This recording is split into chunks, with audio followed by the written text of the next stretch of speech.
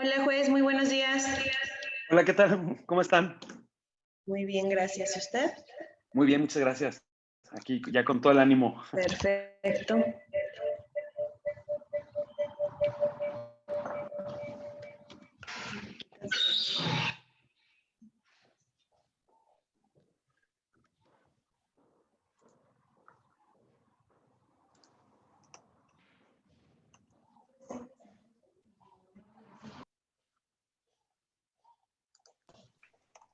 ¿Listo, juez, cuando me indique?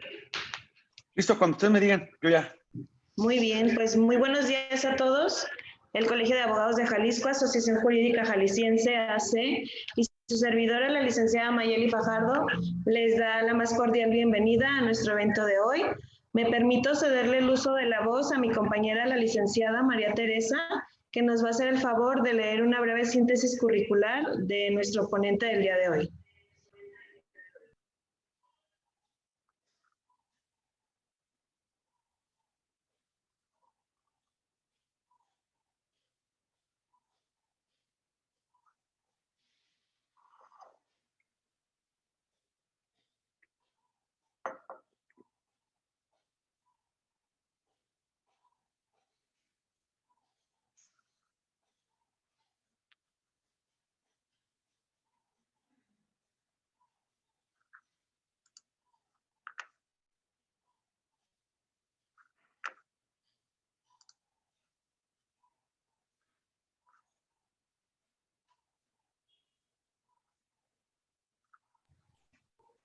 Buenos días a todos. Pues, mucho gusto. Soy la licenciada El María gusto es mío. Teresa Chávez López y les voy a hacer una breve síntesis curricular de usted. Permítame nada más un momento, por favor.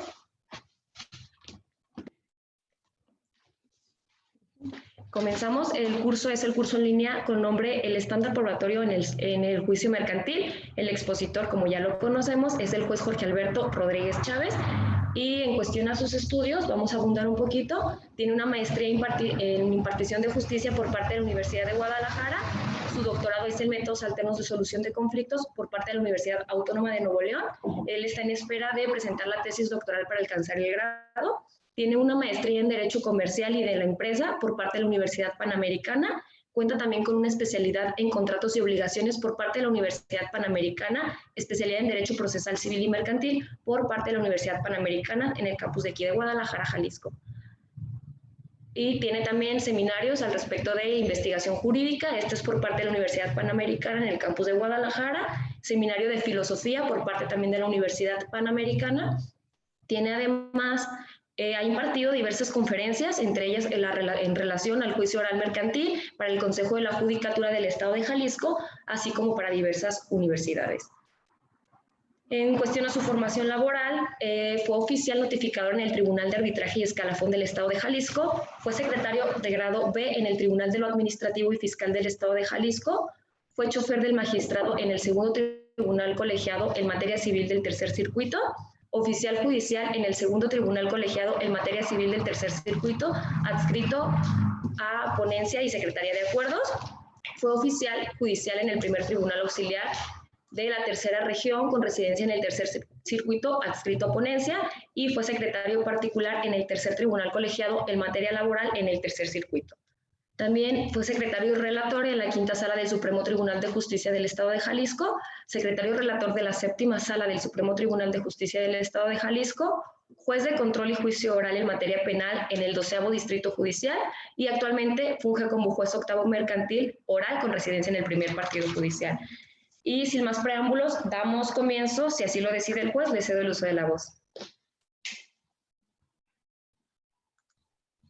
Muchísimas gracias. ¿Sí me escuchan ahí? Perfecto. Perfecto. Bueno, pues ahora sí que una excelente presentación por parte aquí de los asistentes. Muchas gracias por la invitación. Es completamente un honor, ¿no? Gracias por perder un poco de su tiempo en esta mañana. Ya salimos de vacaciones, es el último estirón.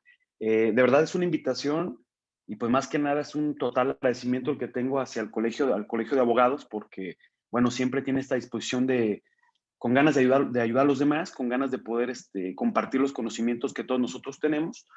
Y bueno, pues no tengo palabras para agradecer. De verdad que ha sido un cierre, fue un año yo creo que complicado, un año muy atípico, pero bueno, esto es lo que cierra el año con un sabor muy diferente para mí, ¿no? Es un sabor muy diferente porque pues al final logro una ponencia más, es la última. Hoy intento hacer algo diferente, siempre es como el juicio oral mercantil, pero ahora lo voy a hacer de una manera diferente, ¿no? Ahora lo vamos a ver como desde el estándar probatorio, que muy encaminado con el juicio oral mercantil. Puedo ya compartir pantalla, ¿verdad? Sí, juez, adelante.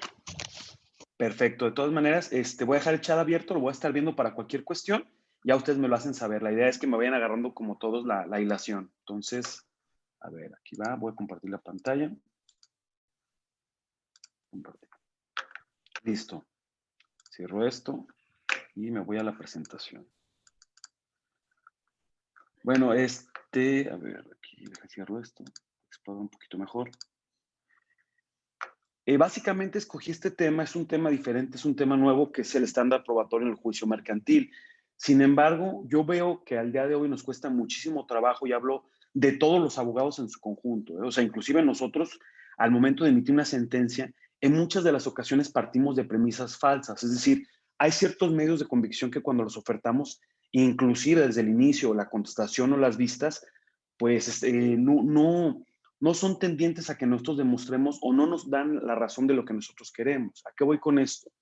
¿Cuántas veces nosotros como abogados y hablando de verdad plata pura, ¿no? O inclusive como jueces, cuántas veces nosotros no tenemos la idea de algún medio de convicción y decimos, mira, este medio de convicción va a demostrar esto, tiene estos alcances jurídicos y por lo tanto es mi razón. Y luego resulta que al momento que el juez emite la sentencia, pues aquí es donde muchos de nosotros nos confundimos, ¿no? Muchos de nosotros, oye, si al final tú juez tonto, o sea, porque sí, así pasa, ¿no? Oye, juez tonto, si al final de cuentas tú dijiste en la sentencia del cuerpo normativo a la hora de fundamentar y motivar, y tú estableciste que el medio de convicción sí generaba certeza o sí tenía alcances probatorios, ¿será lo mismo declarar que tiene alcance probatorio, valor probatorio pleno, por así decirlo, a que este valor probatorio pleno que nosotros pretendemos que se le asigne, se le dé? Es decir, recordemos nosotros que al momento que interponemos la demanda, el actor tiene una pretensión, es un accionar. Es decir, no puede existir proceso sin acción, más sin embargo sí puede existir acción sin proceso. Me voy a meter un poquito y va a ser un poquito enfadoso el inicio de esto, porque de verdad, si no logro disipar ese pequeño punto que quiero yo establecer, creo que la plática no va a servir de nada, ¿no? Pero realmente yo como actor, ¿qué es lo que le tengo que pedir al juez? ¿Cómo tengo que exigirle al juez? Recordemos nosotros que la justicia no se mendiga, la justicia se exige.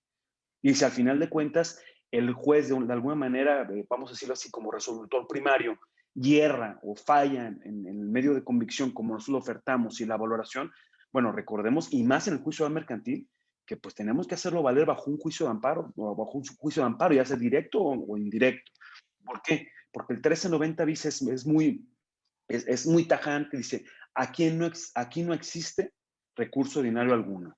Entonces voy a habilitar en estos momentos el chat. Déjenme. Okay, aquí debe estar. Habilito el chat.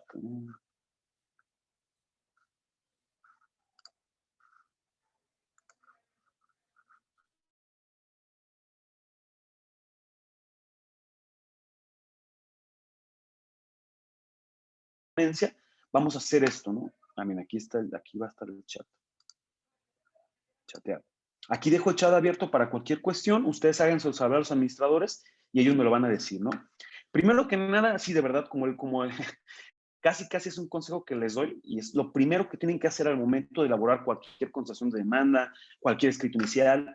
Vamos a hacerlo de esta manera, siempre hay que agarrar los códigos correctos, siempre hay que agarrar las leyes, las que tenemos que aplicar en ese momento. ¿Cómo lo vamos a hacer? Fíjense, estamos en Google y vamos a poner lo siguiente. Vamos a poner tal cual legislación, aquí, legislación, y luego le ponemos aquí de la Suprema Corte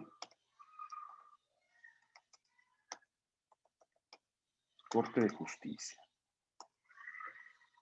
Una vez que ya hicimos esto, lo primero que nos va a aparecer en este momento va a ser lo siguiente, va a decir normativa nacional e internacional, nos vamos aquí a normativa nacional e internacional tal cual, aquí tenemos que irnos nosotros fíjense, esto es una herramienta, se las comparto, yo sé porque muchos abogados de verdad no las conocen y resulta que al momento que entran las audiencias o al momento que están haciendo las demandas, los hacen con ordinales que ni siquiera son aplicables, es decir, ordinales que ya son derogados. Entonces, yo siempre, inclusive antes de entrar a una ponencia, ¿qué es lo que hacemos? Me meto aquí, me meto a legislación federal de la Ciudad de México. Dejen nada más que no lo abra. Falta que vaya a fallar el día de hoy, ¿eh? Pero, a ver, ahorita lo va a abrir.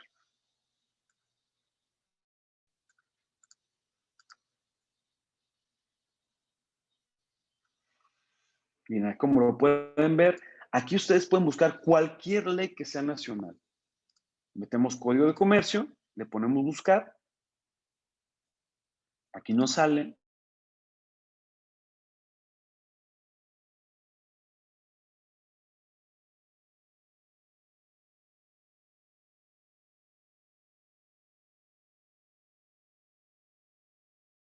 Dentro del escritorio, vamos a tener aquí el Código de Comercio actualizado.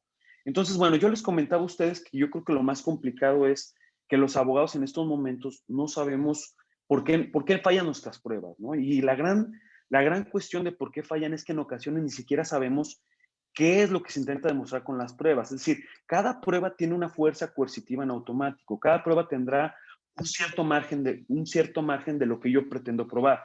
Si yo oferto una prueba confesional, mi prueba confesional, ¿a qué está encaminada? Yo puedo demostrar un contrato o elementos del contrato por medio de la prueba confesional, pues puede ser que sí, ¿no? Pero si tengo el contrato, pues hay que ver qué tinte le quiero dar a mi prueba confesional, hay que ver a dónde quiero arribar y qué conclusión. Ahora, partiendo de esta situación, la confesional, decía antes, no, la reina en tu momento era la accional, que porque dice, a confesión de parte, relevo de prueba. Pero a lo largo de la historia hemos visto, inclusive, fíjense, esto es lo padre, ¿no? O sea, ¿dónde nace la prueba confesional como tal? La prueba confesional como tal nace dentro del derecho canónico apostólico romano, es decir, dentro de la iglesia, recordemos lo que era la Santa Inquisición, ¿no? Que decían ahí, bueno, pues si la persona confiesa es culpable. Entonces, imagínense ustedes partiendo tal vez a lo mejor de una tortura que le hacían a la persona, pues recababan esos ciertos datos de prueba o esa cierta confesión, y esa confesión a la prueba reina.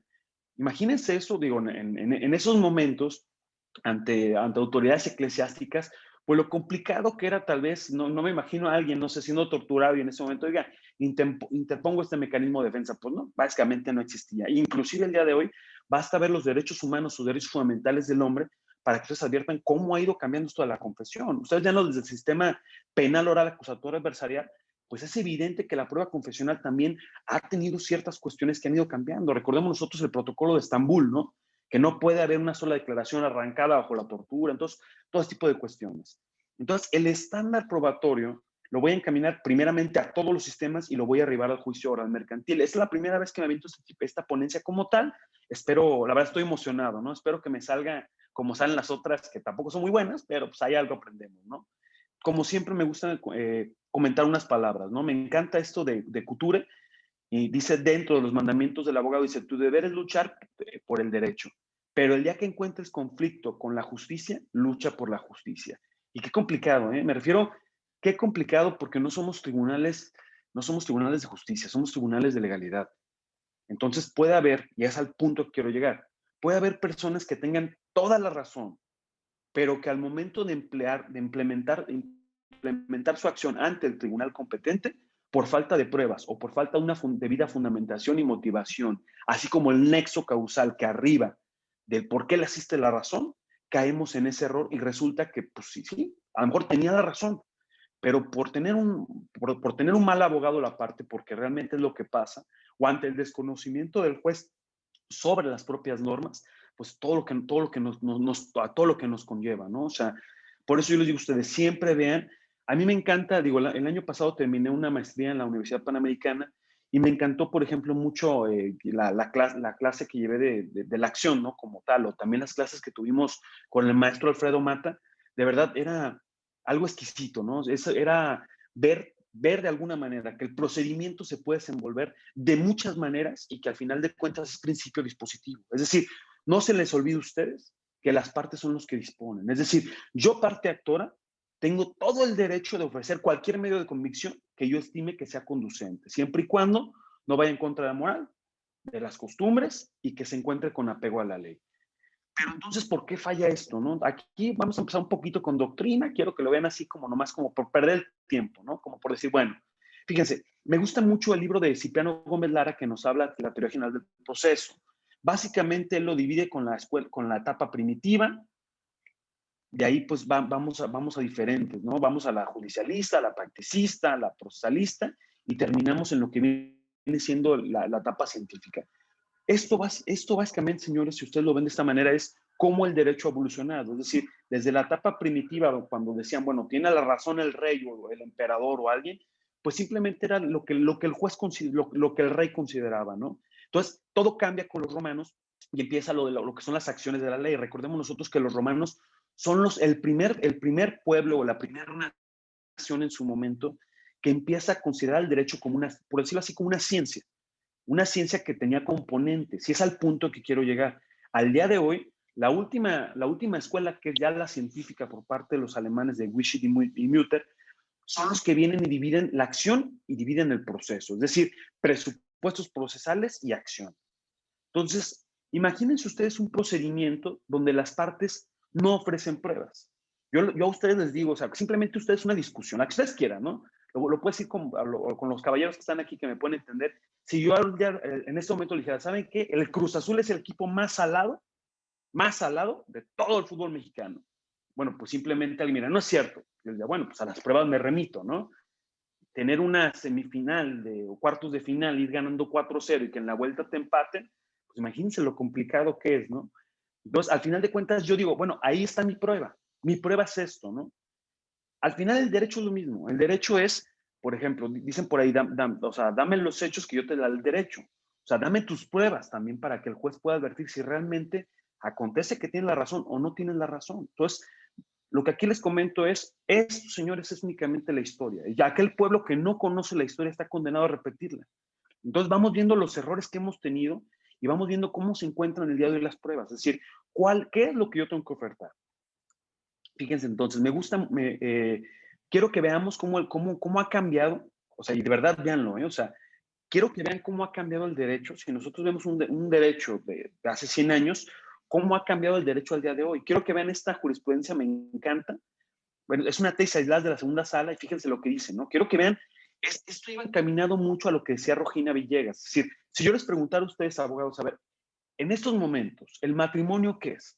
Yo ahorita no les puedo definir qué es el matrimonio, ¿eh? Yo ya no sé si es un contrato, ya no sé si es una institución o si es un híbrido. Es decir, al final de cuentas es de orden público. Pero fíjense esto, ¿no? Dice, segunda sala, esta es, si no me equivoco, es de 1936, y básicamente dice, matrimonio en Sonora, prohibiciones para contraerlo. Fíjense lo que dice, conforme al artículo 130 de la Constitución Federal, el matrimonio, fíjense lo que decía, ¿eh? Es un contrato civil de la exclusiva competencia de los funcionarios y autoridades de ese orden, en los términos prevenidos por las leyes. Por tanto, el Estado de Sonora ha tenido plena soberanía para legislar sobre las materias y en tal virtud que la ley expide el Congreso de aquel, prohibiendo el matrimonio, fíjense esto, de las mujeres mexicanas con individuos de raza china.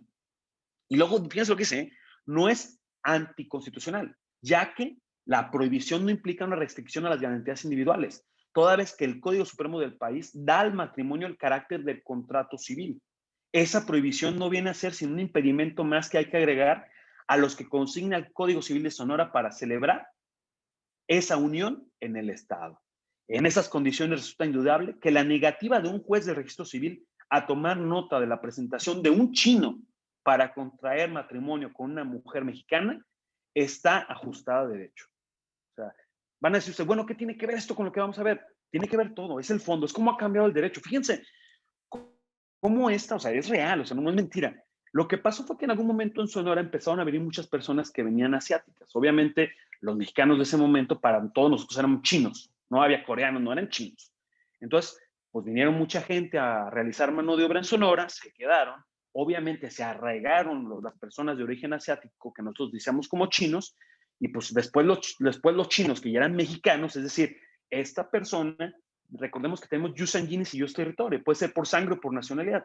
Estas personas de origen chino, no nacionalidad, ojo con eso, dice aquí origen, es decir, si tú ibas al registro civil y el juez, mal dicho, del registro civil te veía que tenía los ojos rasgados, no te permitía que te casaras tu hombre con una mujer mexicana.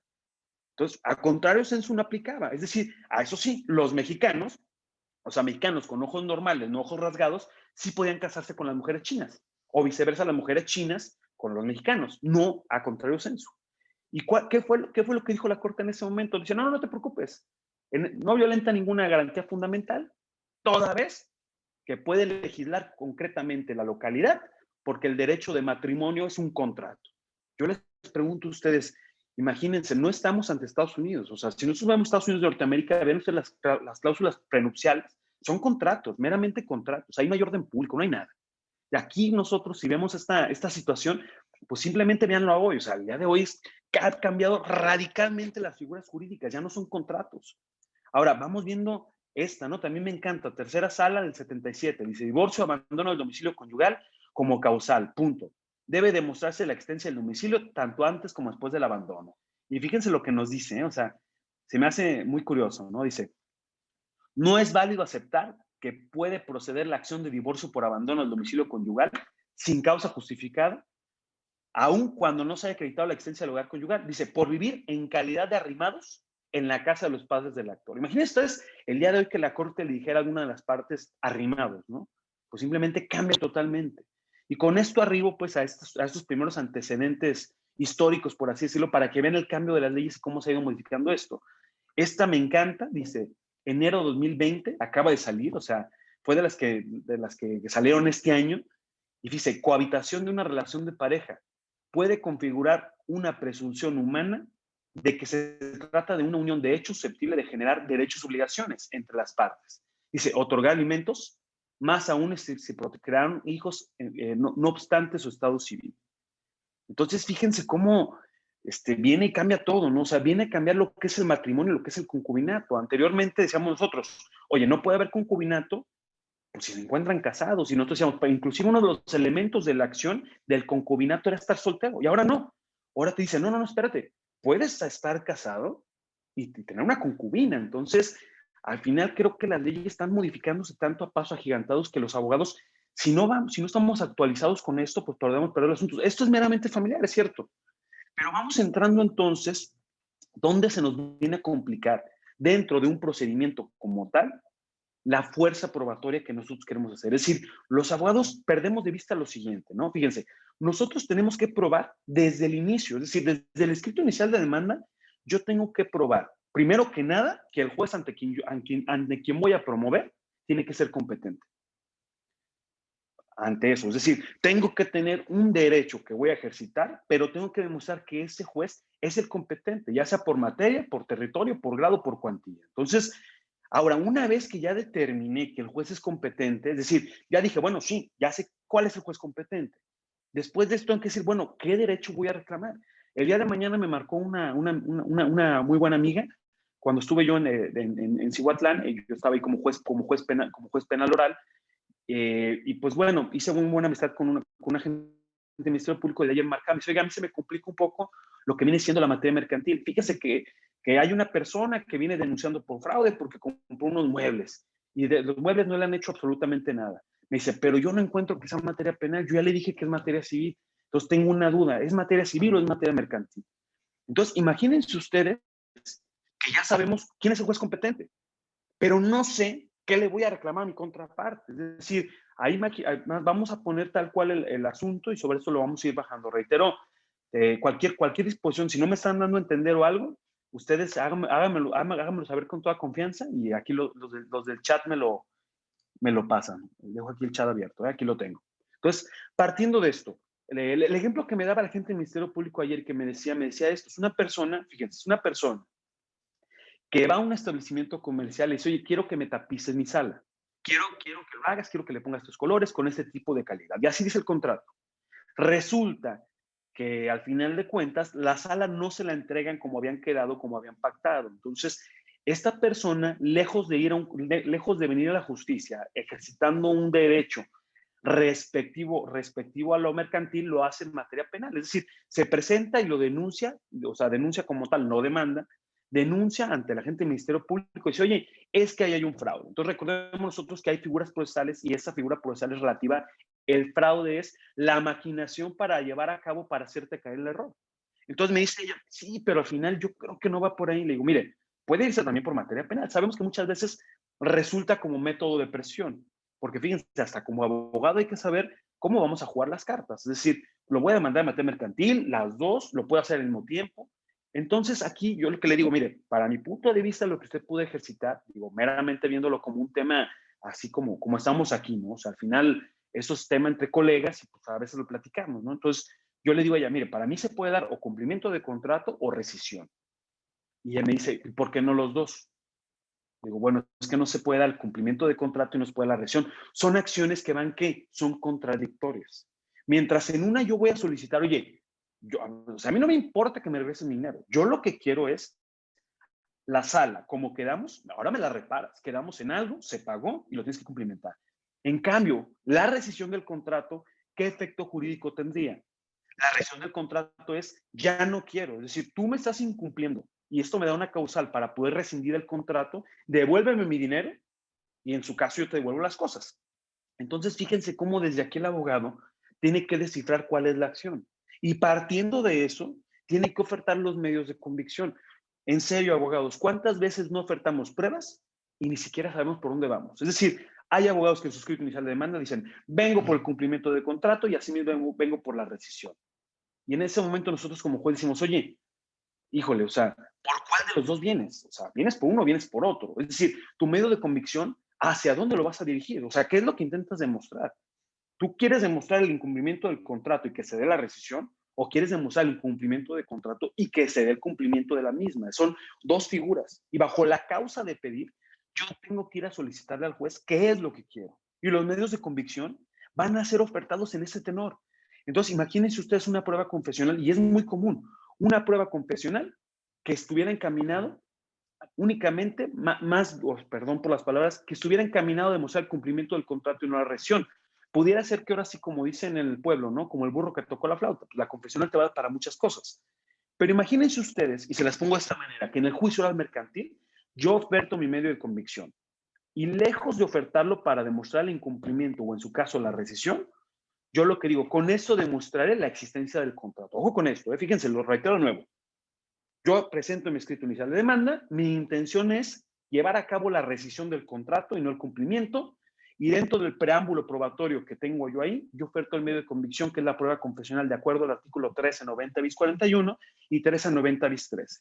Y yo al momento que lo oferto le pongo claramente, con esta prueba demostraré la existencia del contrato.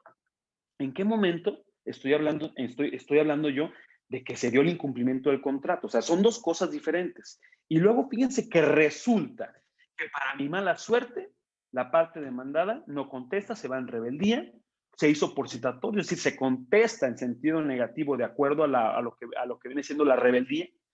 No se da por confeso porque no se hizo el emplazamiento de manera personal. Recordemos que es aplicable el Código de Procedimientos Civiles, el Código Federal de Procedimientos Civiles.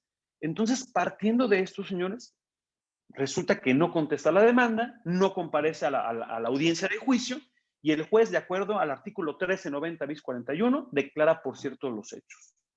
Porque recordemos que ya no es una prueba confesional como tal. Ahorita lo vamos a ver muy detalladamente, pero ya no es una prueba confesional como tal. Porque la prueba confesional como antes era un pliego de posiciones. Ahora son preguntas abiertas.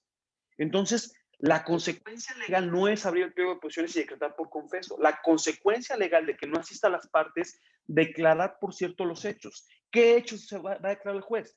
Pues los hechos como tú ofertaste el medio de convicción. Entonces, aquí tenemos el primer problema. Resulta que lo único que tú demostraste, pues fue la existencia del contrato ante el incumplimiento de la parte. ¿Me voy a entender? No estás demostrando el incumplimiento del contrato, estás demostrando la existencia del contrato. Y luego resulta que ya está muy emocionado el abogado y el abogado dice, ya gané. Está en la audiencia y todavía el abogado, porque trae prisa, porque trae más asuntos, por cualquier cuestión, dice, ¿sabe qué, juez? Pues ya gané. En este momento estamos en la audiencia de juicio y es muy normal, ¿eh? Que el abogado está viendo su reloj y dice, ya me voy, vámonos. ¿Y sabe qué, señoría? En estos momentos me desisto de mi prueba testimonial. Y en ese momento lo que hacemos nosotros como juez, le decimos, yo la verdad, cuando veo un abogado que existe de sus pruebas, por la cabeza me pasan dos cosas nada más. O este abogado es muy bueno, o este abogado no sabe lo que está haciendo. Entonces, porque si al final de cuentas ustedes ofertaron la prueba testimonial desde el principio, y es a lo que voy, las pruebas muchas ocasiones las ofertan ustedes como tipo manchotes.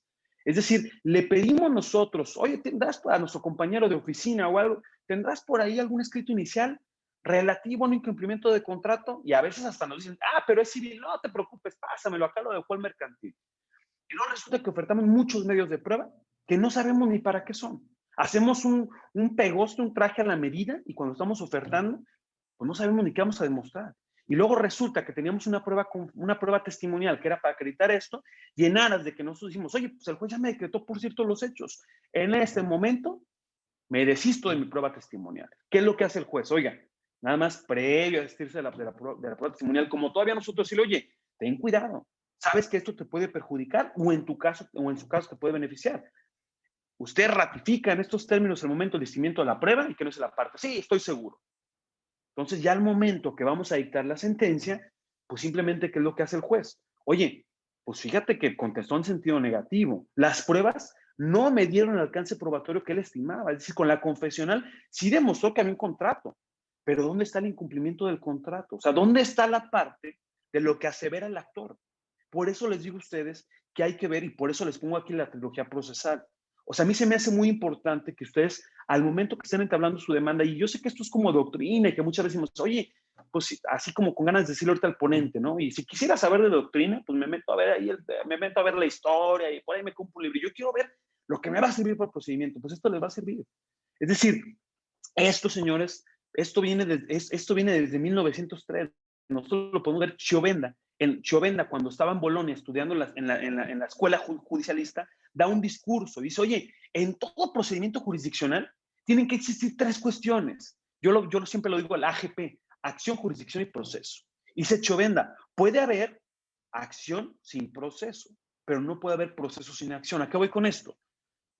Imagínense ustedes un matrimonio que ya no funciona, que es disfuncional, que ya no están felices, más se separaron hace 20 años, pero ninguno de los dos quiere pagar al abogado, o ninguno de los dos quiere emprender nada. Dice, pues hay que stand-by, que no pasa nada. ¿Cuántas veces no vemos esto?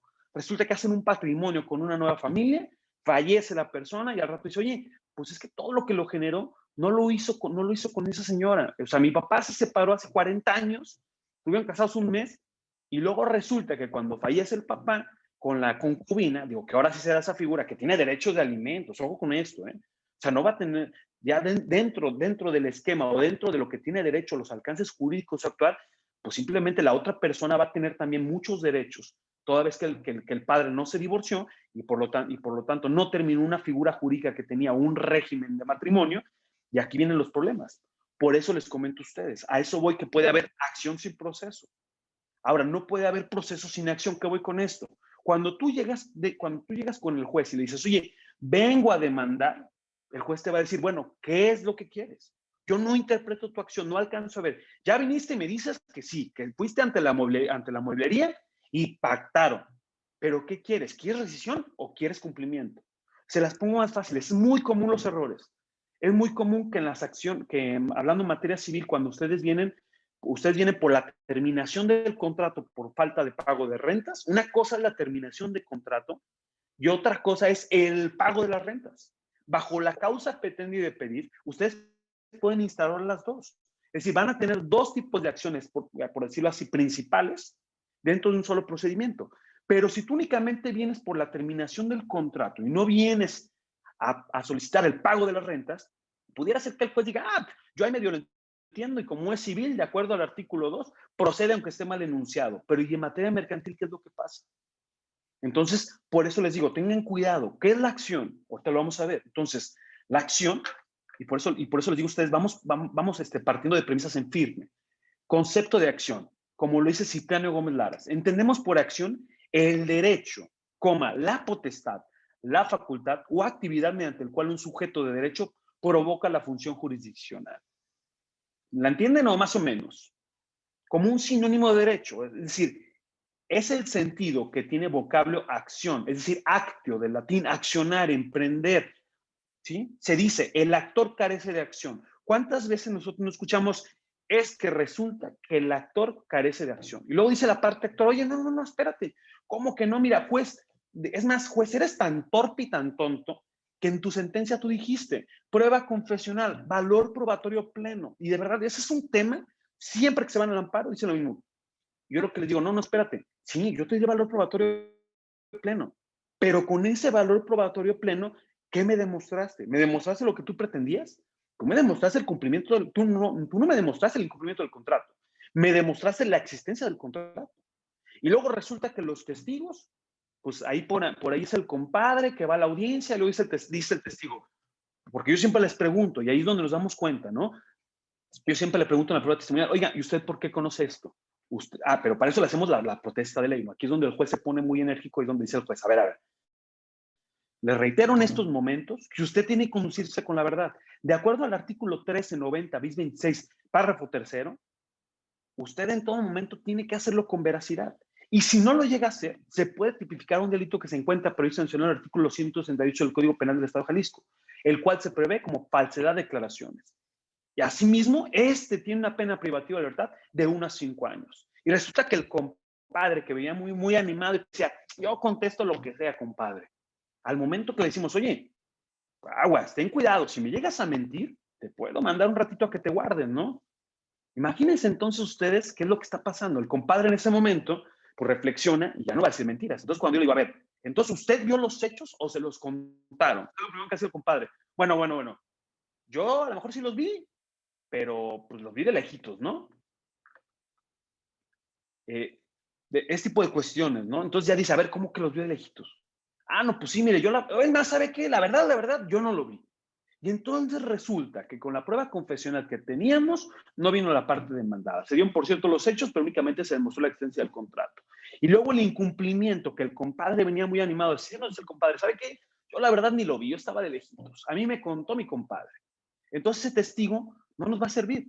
Y si hay otro testigo que a lo mejor el otro sí vio todo, se convierte en un tipo de testigo tipo singular, indiciario.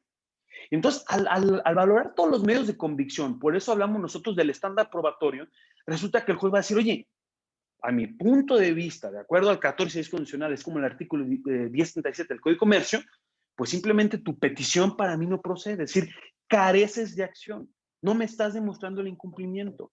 Y luego lo peor que nos puede pasar a los abogados es perder un procedimiento en rebeldía, ¿no? Yo pienso que son las cosas que dicen, oye, es el colmo del abogado, ¿no? O sea, perder un procedimiento donde ni siquiera compareció la parte demandada es como cuando dice, oye, ni siquiera tuviste contraparte. Es como ir a un partido de fútbol que se ausente el otro y todavía salgas perdiendo. Imagínense eso. O sea, no debe de pasar, pero pasa en la vida diaria.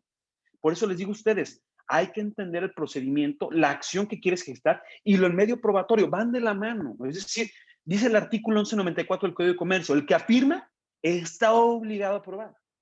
Dice, mientras que la parte demandada deberá demostrar sus defensas y excepciones. Entonces, fíjense, las dos posturas encontradas de choque que va a existir dentro de un procedimiento. Por eso siempre, yo recuerdo muy bien las palabras del maestro Daniel Espinosa Licón, a quien admiro y quiero mucho, la verdad, muy feliz y contento que haya llegado como presidente. El día de hoy que yo esté aquí con ustedes, pues no es arte de magia, ¿no? Es que la verdad, platicando con él y viéndolo cómo él te da una ponencia, pues dije, bueno, pues a lo mejor a mí voy a intentarlo, ¿no? Él me animó y al día de hoy aquí estamos, ¿no? Entonces, fíjense, partiendo de esto, yo les digo, entonces, fíjense, un sinónimo de facultad de provocar la actividad de la jurisdicción.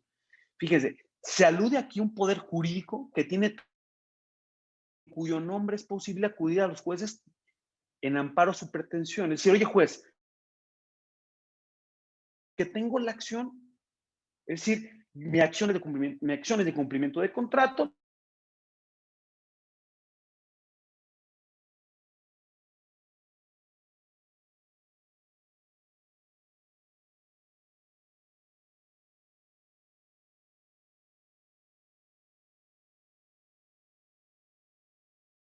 la naturaleza del poder jurídico el accionar. Es decir, tú puedes accionar.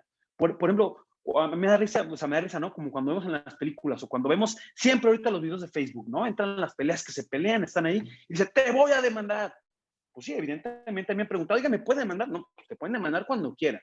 Pero ¿cómo si no he hecho nada? No, una cosa es que lo puede demandar y otra cosa es que esa demanda o ese accionar vaya a salir procedente. Son dos cosas muy diferentes, pero de que puedes demandar por lo que quieras.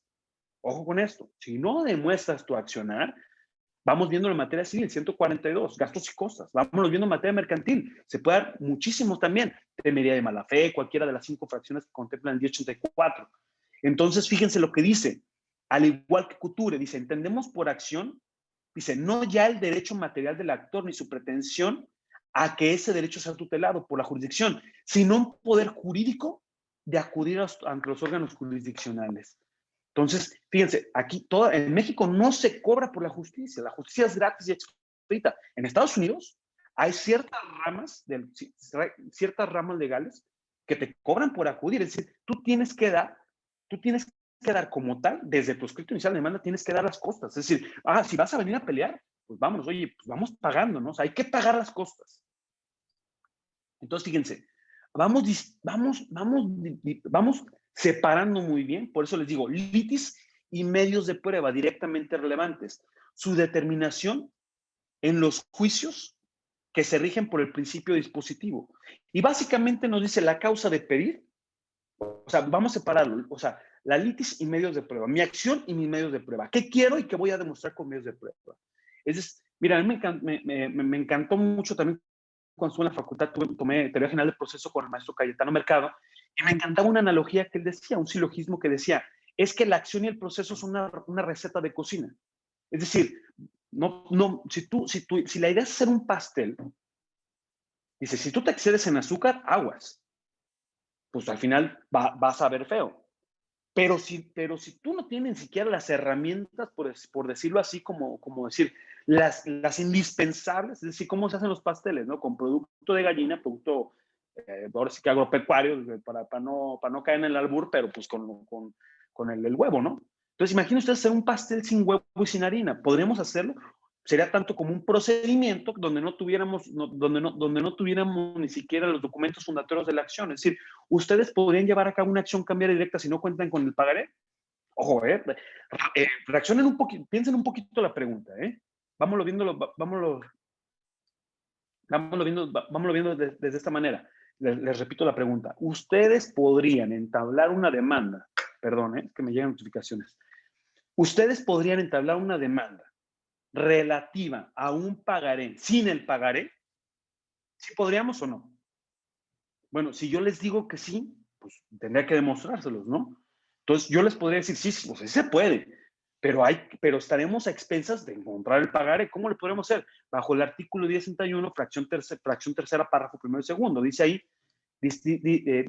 ahí tal cual, ¿no? Dice, aquella persona que carezca de un documento puede señalar dónde se encuentra el mismo.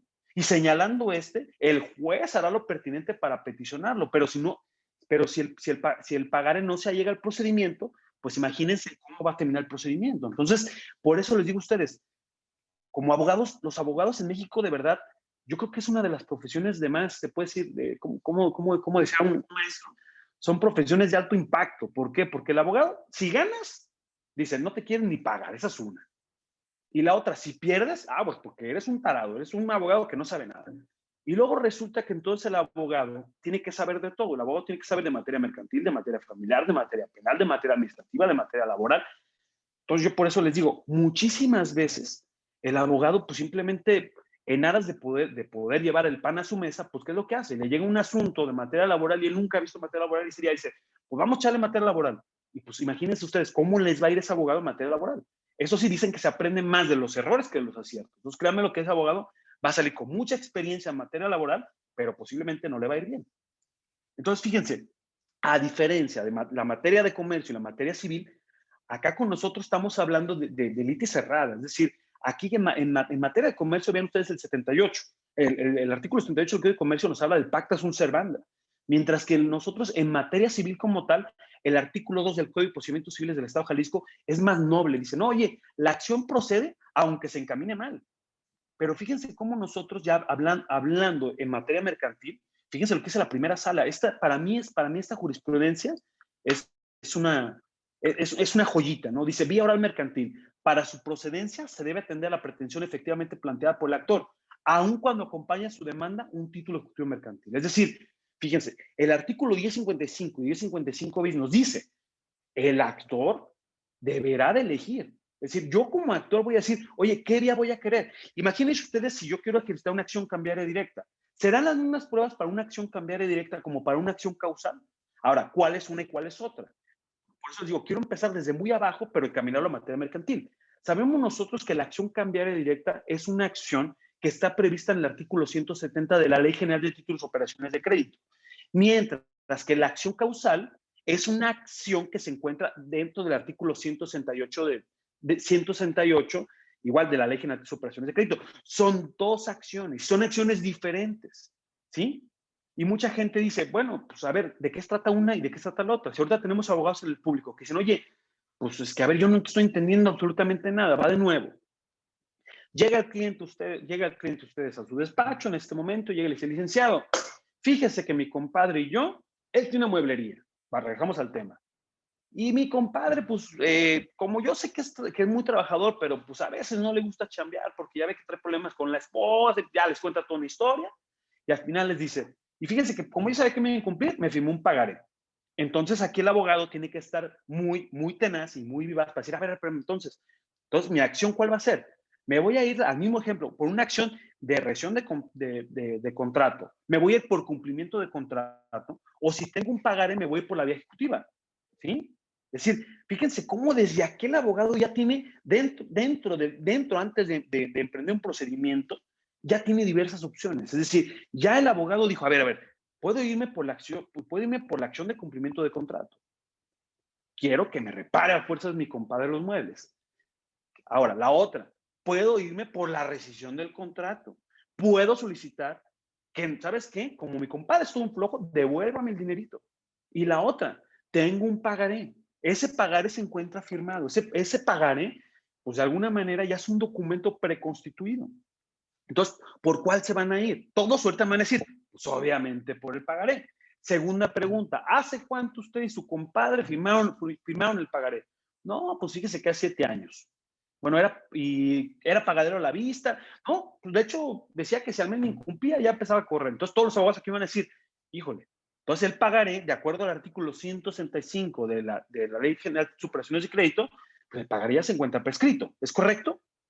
Y por ahí puede haber abogados que son muy tenaces que dicen, no te preocupes, revívelo, dale ahí pagos. Tú ponle ahí cada año un paguito, ahí le pones al revés. Digo, no le estoy dando ideas, ¿eh? Yo les digo para que vean los abogados dentro del procedimiento cómo se llegan a comportar. Entonces, ¿qué hacen muchos abogados? Pues los abogados van reviviendo y reviven el pagaré.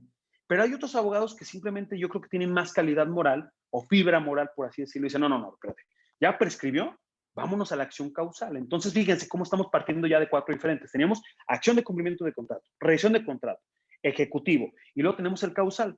Y luego por ahí me dirá, bueno, sí, el 168 te dice que aquella persona que tenga la acción cambiaria directa, que le hubiera prescrito, pues dice, podrá, no deberá, dice, podrá ejercitar la acción causal.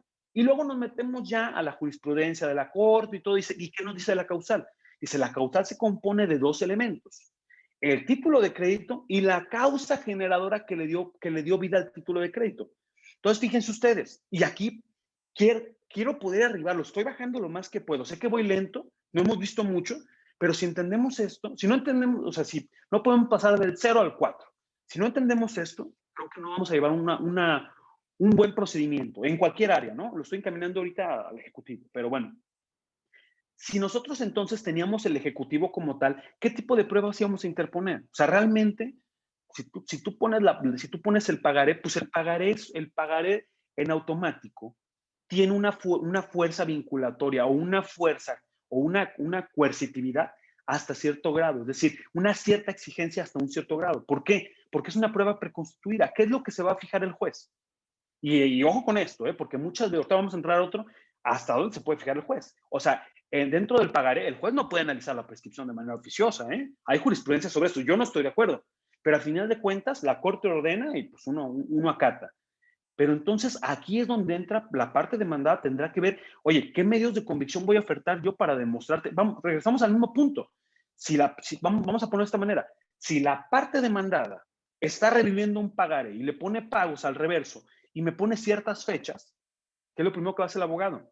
Oye, pues vamos viendo cómo le voy a contestar. Oye, ¿qué fechas te puso ahí atrás? ¿Qué es lo que va a hacer el abogado? El abogado no va a inventar, el abogado va a decir, oigan, aquí atrás en el pagaré me dice que en enero le dio un pago, que en febrero le dio otro pago y que hasta el otro año le dio otro pago. Entonces, el buen abogado va a anotar esos datos y al final, ¿qué es lo que le va a decir? Oiga, ¿y usted dónde estaba en ese momento? Pues fíjese que yo estaba en Estados Unidos. ¿Cómo? ¿Sí? ¿Y me lo puede demostrar? Pues sí, es más, mire, yo soy contratista. Es más, el día de ayer tengo los boletos, estábamos ahí viendo un partido en los Yankees, me salí del país. A ver, repítame eso. Sí, fíjese que yo ese día pues no estaba, como le puedo decir, a ver, creo que el abogado es tonto, no me escucha. No. O sea, a ver, es que yo estoy anotando, estoy tomando nota. Usted no estaba en México. Ah, bueno, entonces, ¿qué tipo de pruebas podemos demostrar para poder acreditar que no está en México? Gírame, en su caso, una documental privada a la Secretaría de Relaciones Exteriores. Gírame una al Consulado de los Estados Unidos de Norteamérica. Oye, si entro allá, ¿cuándo salió? Hay unas ofertas, giro esas dos como una documental de informes. Oferto inclusive como tal el pasaporte mexicano donde obra el sellito que yo estaba, el mismo, que es una documental pública, porque ese es pedido por un federatario que eso funciona. La persona de inmigración me lo sella y en ese momento ese sellito, ¿qué es lo que va a dar? Oye, pues la persona aquí está, o sea, la persona estaba en Estados Unidos. ¿Cómo recibió un pago? Pues no es cierto. O sea, ¿sí me entender? Entonces, fíjense ustedes cómo como abogado tenemos que darles. Pero si simplemente tomamos un machote de contestación de demanda y ponemos las mismas pruebas, es más, es casi genérico que la contestación de demanda de un pagaré, en todo momento me ponen, no le asiste la razón porque es falso, incompetencia de la vía y prescripción. Bueno, sí, me estás diciendo que hay prescripción. Pues tienes que demostrar el por qué se da la prescripción. Ahí atrás del pagaré hay unos pagos que están establecidos ahí. Entonces, es donde la parte podrá decir, bueno, pues ahí dice que es el pago, pues de que lo demuestre. No sé, hay muchas personas, dicen por ahí, el juez está para calificar, las partes están para las ocurrencias. Entonces, por eso les digo, cada acción tiene sus pruebas. No es lo mismo una acción mercantil ejecutiva, una acción cambiaria directa como tal del 170 a una acción causal.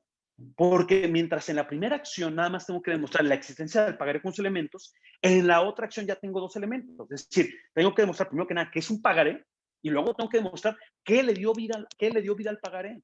Entonces, yo hace poquito platicaba con uno de mis grandes maestros que tuve dentro de la quinta sala del Supremo Tribunal de Justicia del Estado de Jalisco. Ahora ya es juez el titular, el maestro Ricardo. Y estuvimos en una discusión, ¿no? No es una discusión, me refiero pues realmente de esas veces que aprendes, ¿no?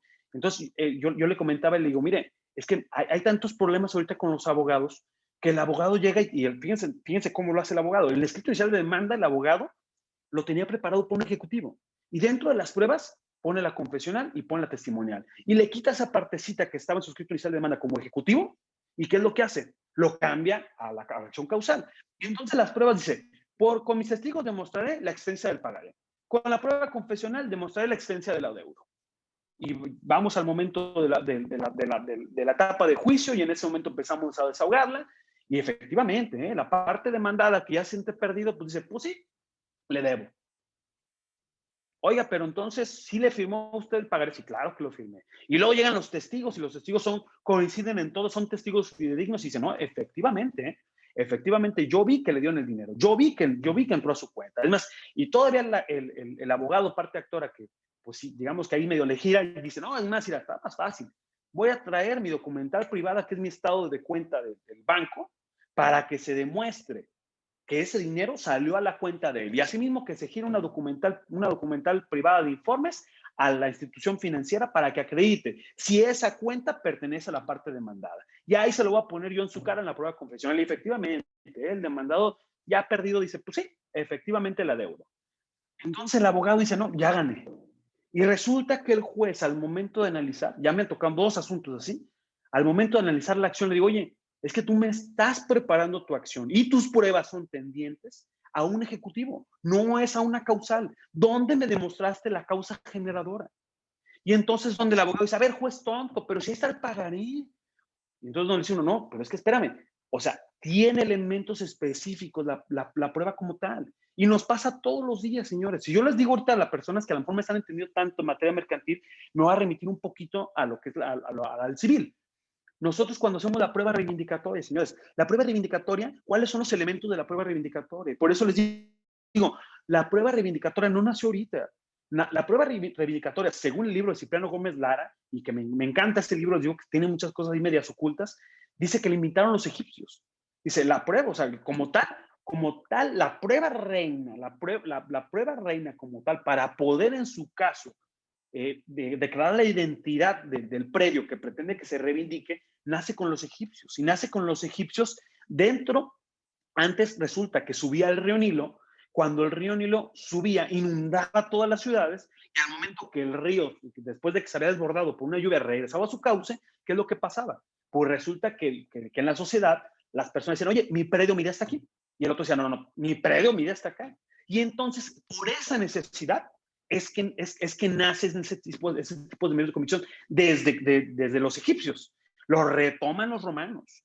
Y ahora nosotros, todavía más fáciles, señores. Todavía nosotros tenemos ahora las coordenadas, tenemos como CTM o algo así, las coordenadas, porque antes eran mojoneras. Tú llegabas y ponías de la mojonera aquí, de la mojonera para allá. Y era un rollo, y más cuando los predios se encontraban traslapados, ¿no?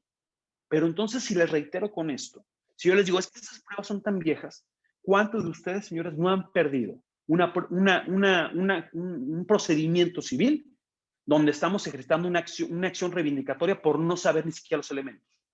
Y luego me van a decir todos, ¿cómo que son elementos? Sí, la jurisprudencia dice que son 3 elementos de la reivindicatoria. Primero que nada es demostrar el justo título. Si no tengo un justo título, ni me meto a la reivindicatoria. No tengo un elemento. Ah, bueno, pero mira, aquí tengo mi justo título. Perfecto. Y luego después de esto, oye, el predio que tú estás peleando, ¿sí lo tiene el demandado? No, pues claro que lo tiene. Bueno, yo te pregunto, ¿ya fuiste con un perito y ya hiciste las pruebas antes del procedimiento? ¿Qué pasaría? Porque es muy común que al momento que hacen que dentro de la pericial se oferta tal cual ay, se me fue el nombre, es la que todos los arquitectos utilizan, ¿no? O sea, todo mundo llevan ahí lo que es la prueba, se oferta el nombre. Pero es para la identificación de los predios, ¿no? O sea, es más, a ver, fíjense. Vamos viendo. Vamos a sacarlo de esta manera. Vamos a poner aquí reivindicatoria y elementos.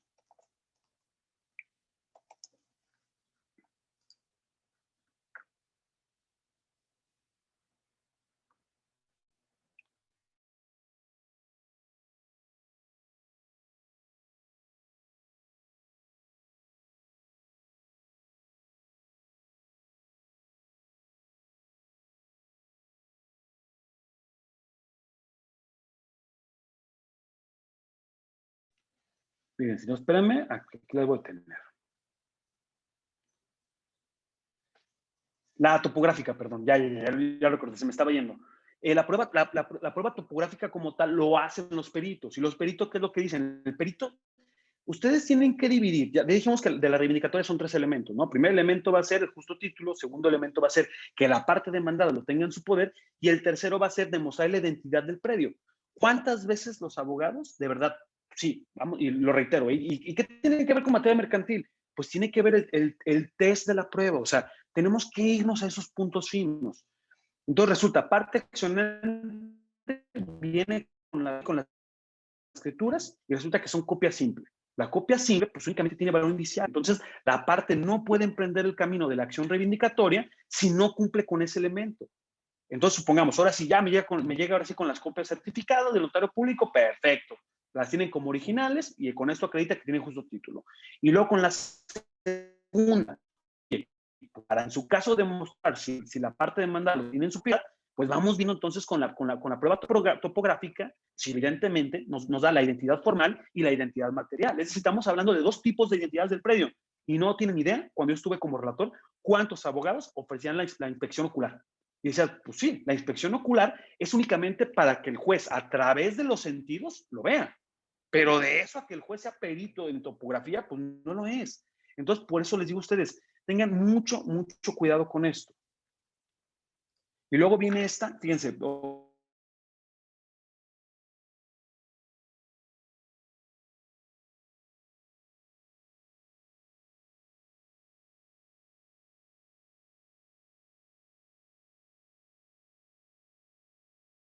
¿eh?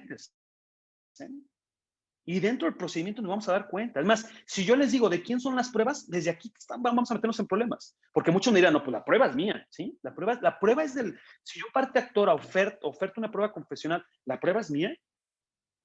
¿O la prueba es del demandado? ¿O la prueba es del juzgador? Entonces, fíjense, fuentes de prueba y medios de prueba, su distinción para efectos de valoración por el juzgador. Dice, la doctrina distingue entre fuentes de prueba y medios de prueba.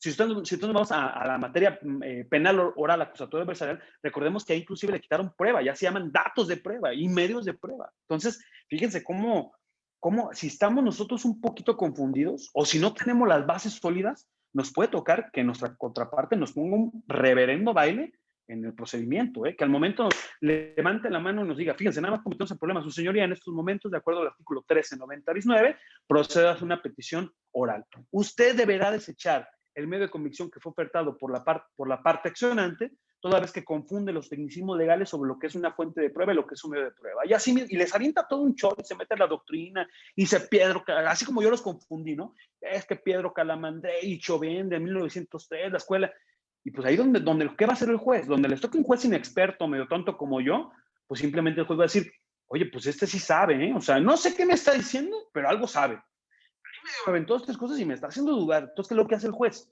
El juez, como está medio sonso como yo, va a decir, oye, pues el que argumente mejor, dijeron por ahí, el que más hable le doy el gane. Oiga, bajo el principio de contradicción horizontal, parte demandada, ¿qué tiene que decir? Y en ese momento la parte demandada se queda, de verdad, se queda así.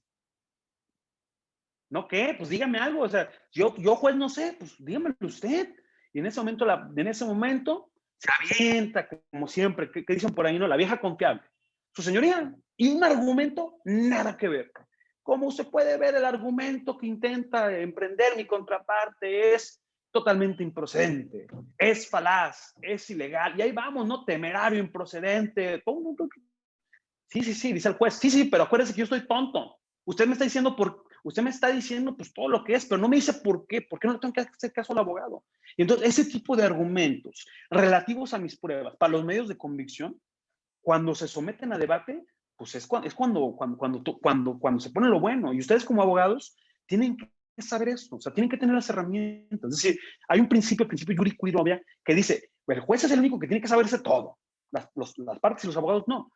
Pero no es lo mismo responderle a un abogado que no te está haciendo argumentos debidamente fundamentados y motivados a responder a un abogado que te está diciendo congruentamente, que los fundamenta con legislación, te avienta jurisprudencia y todavía se mete a derechos fundamentales del hombre, ¿no? Y todavía te habla de la tutela judicial efectiva. Entonces, aquí, señores, donde yo digo, es que aquí los abogados ya en los juicios orales como tal, es donde ya se les ve trabajar. Es donde ustedes como abogados van a cobrar lo que se merecen. El otro día me tocó una audiencia donde la verdad, lamentablemente a los abogados ofreció muchos medios de convicción y no llegaron varios.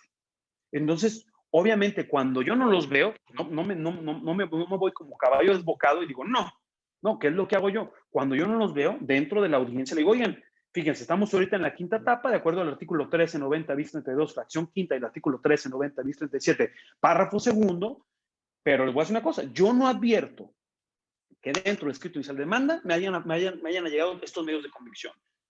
Entonces, ahí les van sus paquetitos ahorita, y aquí en audiencia, díganme dónde obran. Y en ese momento se los pasamos al abogado, y se empieza a ver el abogado nervioso, ¿no? Cuando el abogado sabe que los presentó, ahí te das cuenta cuando es un abogado que hizo la demanda, que de alguna manera fue señalando qué pruebas va a ofertar, qué va a demostrar con estas, difícilmente se le va. Pero cuando es un abogado que las hizo al vapor y que nada más se puso ahí a redactar pruebas y ni siquiera las allegó, ¿cómo se le pone la cara al abogado? De verdad, el abogado empieza a desesperarse y empieza a buscarle, y es lo peor, que empiezan a buscarle como pensando que va a aparecer ahí, cuando obviamente les pueden enseñar así 5 grabaciones, 10, 20. Cuando obviamente, pues así le dé 20 vueltas, pues no van a aparecer. Entonces, ahí es donde enfrente de su cliente, pues, ¿qué dice el abogado? ¿Sabe qué? Se me ha olvidado presentar esas pruebas. ¿Cómo creen que se va a poner su cliente en ese momento? De verdad, la cara del cliente es, pues, ¿a quién contraté? Oye, ¿dónde quedó el abogado? Como el meme, ¿se acuerdan? Como lo de la combi, ¿no? Que le ponen la golpiza a los asaltantes, ¿no? Y ¿qué dice el asaltante? ¿Qué dice la persona que le está pegue y pegue? No, que venían muy león. Así es como se queda el cliente. Oye, ¿qué onda? ¿A quién contraté? ¿Dónde quedó el león que yo contraté en la oficina, que no pierde ni uno, que es el mejor abogado? Y desde ahí, señores, créanmelo, al juez de alguna manera le empieza a dar la convicción y empieza a decir, a mí se me hace que estos cuates no hicieron bien las cosas. Y en su cabeza el juez, bajo las reglas de la lógica, la máxima de la experiencia, bajo todo ese tipo de cuestiones, dice el juez, oye, se me hace que a lo mejor no gana el actor, ¿eh?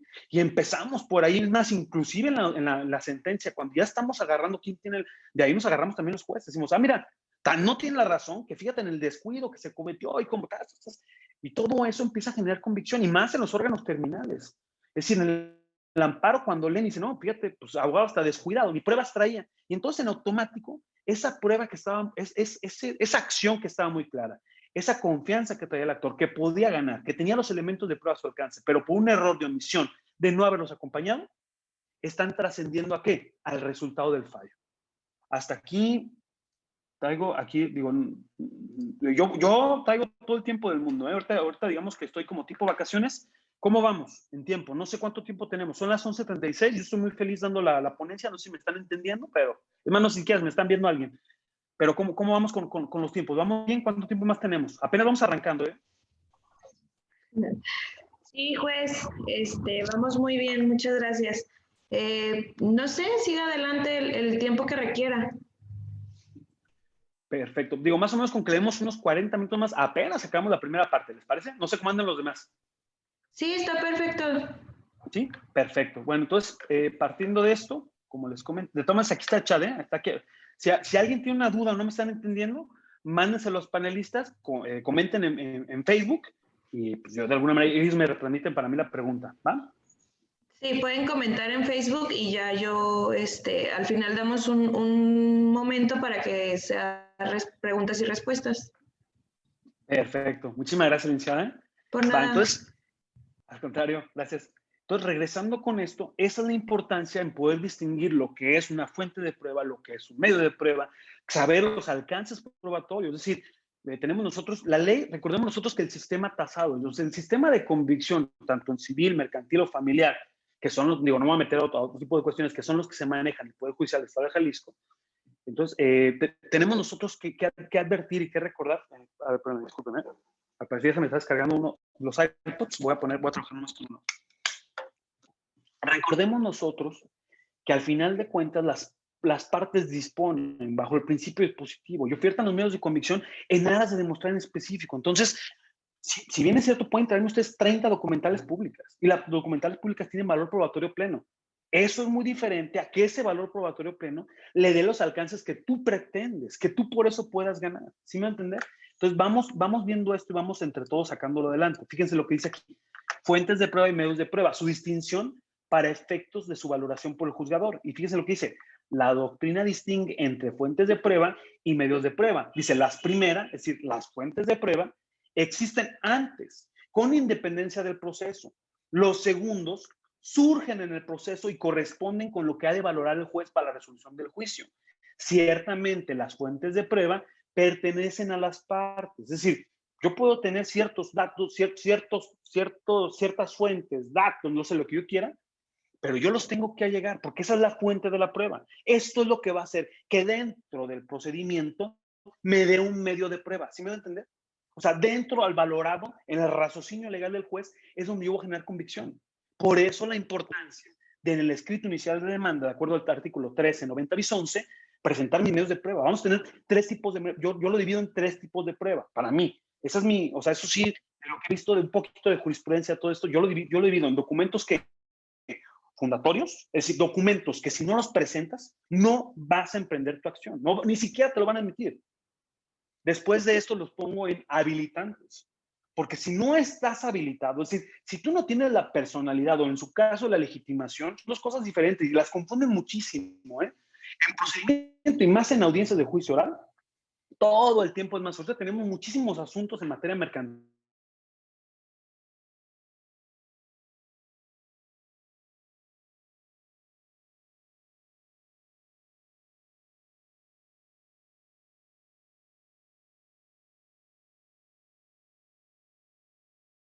y en el momento que le presta a la otra persona, le presta ya sea para comprar su casa, para comprar un coche, para lo que él quiera, ¿no? Pero son materia mercantil porque el acreedor sí se dedica a ese giro comercial. Entonces, generalmente lo que hacen es constituir una hipoteca sobre el inmueble. Palabras más fáciles. Yo, Jorge Alberto Rodríguez Chávez, pues simplemente no tengo el dinero suficiente para comprar una casa, un departamento, ¿y qué es lo que hago? Yo voy con el banco y le digo, oye, banco, pues préstame, ¿no? Préstame una lanita para poder comprar mi casita. Entonces dice el banco, Ah, sin problema te lo presto. A ver, vamos checando el historial crediticio de Jorge Alberto Rodríguez Chávez, vamos pensando que no está bloqueado por la UIF, y en ese momento, dice el banco, ah, sí te voy a prestar, Jorge Alberto Rodríguez Chávez, pero vamos a constituir una hipoteca. Entonces, en ese momento celebramos un contrato que es la apertura, la apertura, ¿cómo es?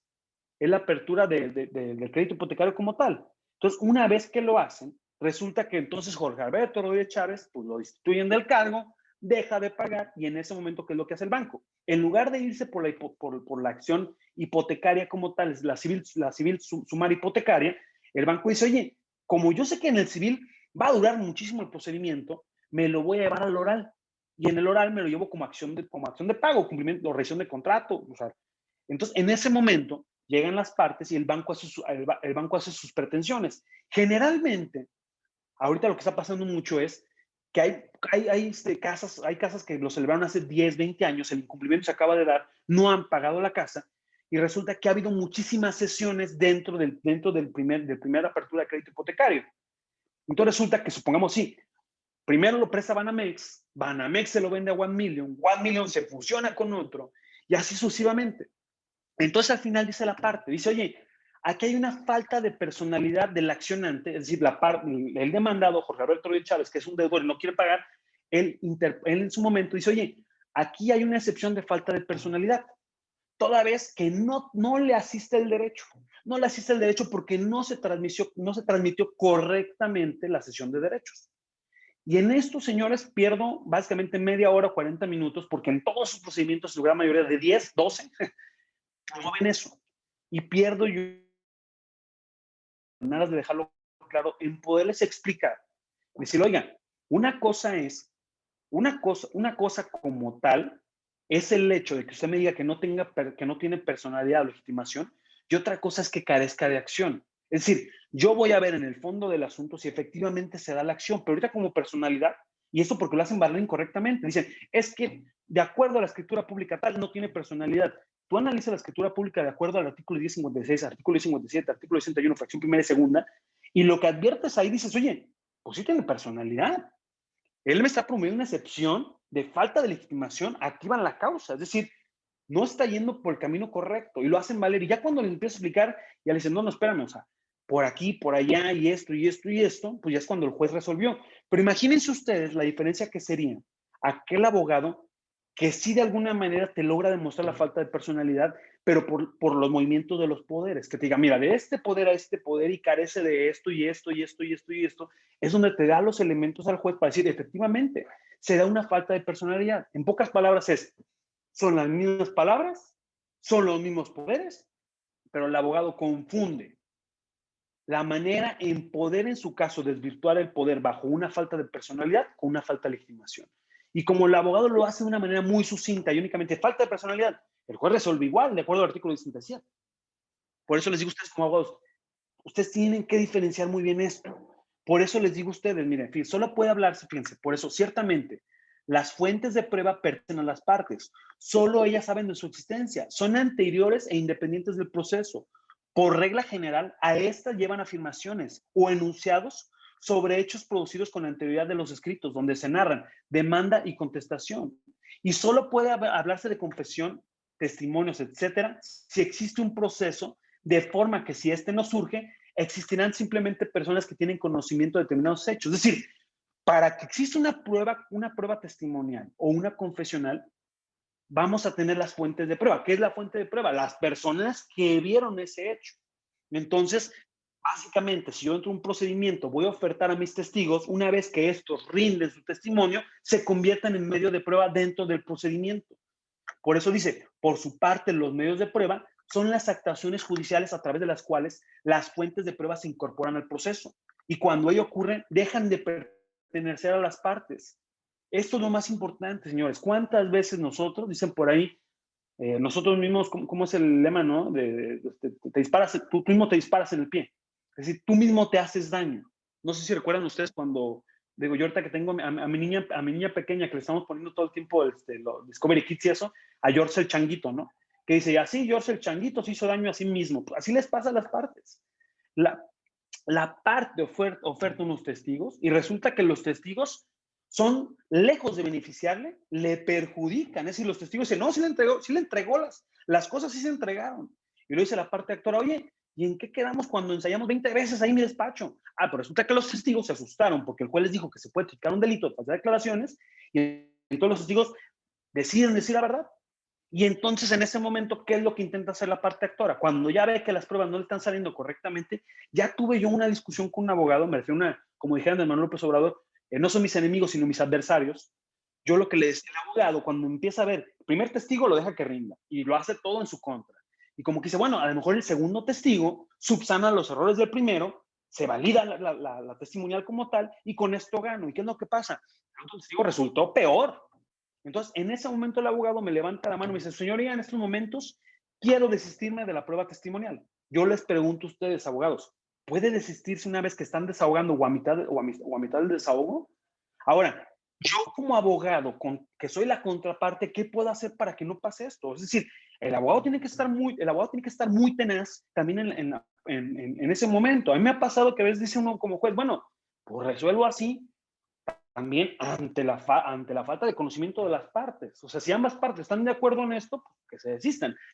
Pero imagínense ustedes que ese medio de convicción que ofertó tu contraparte bajo el principio de la adquisición de la prueba te está beneficiando a ti, ¿qué tienes que hacer? ¿Qué postura vas a tomar? ¿La de quedarte viendo y no decir nada? ¿O la postura de su señoría? En estos momentos, usted no puede permitirle que se desista de sus medios de convicción. Puede en su caso permitirle que ahorita los termine, pero que se desista jamás, porque el medio de convicción, y ya les decimos todo esto, ¿no? De acuerdo a la primera sala de la Suprema Corte de Justicia de la Nación, lo que es la jurisprudencia 285, donde claramente diferencia lo que es una fuente de prueba y un medio de prueba, esta persona ya presentó a los testigos, ya rindieron declaración bajo protesta y verdad. Y estos testigos, señoría, me están diciendo que efectivamente la parte demandada sí recibió la mercancía y no me quiere pagar. Y entonces en estos momentos no se puede desistir de la prueba bajo el principio de la adquisición. Y en ese momento, entonces se complica todo, porque la parte que ya veo que le está perjudicando, si las pruebas son mías, dígame, señoría, y así le hacen, ¿eh? Dígame, señoría, ¿dónde dice en el código eso? Usted dígame dónde dice. Bueno, pues ahí es donde ustedes tienen que ser más hábiles. Su señoría, no es que lo diga el código.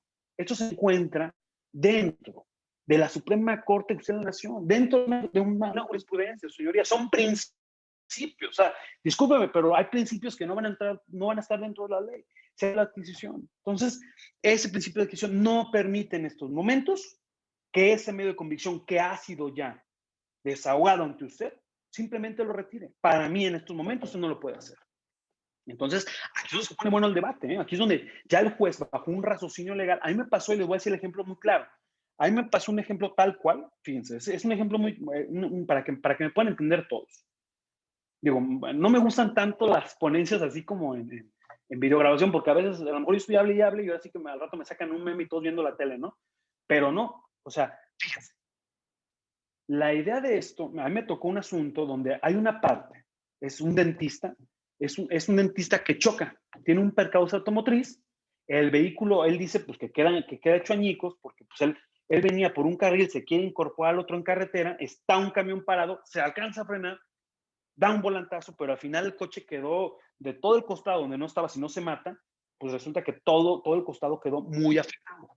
Entonces, esta persona le habla al seguro, el seguro en ese momento dice, efectivamente, señor, usted tiene el seguro, todo se encuentra correctamente, ¿a qué taller quiere que lo mandemos?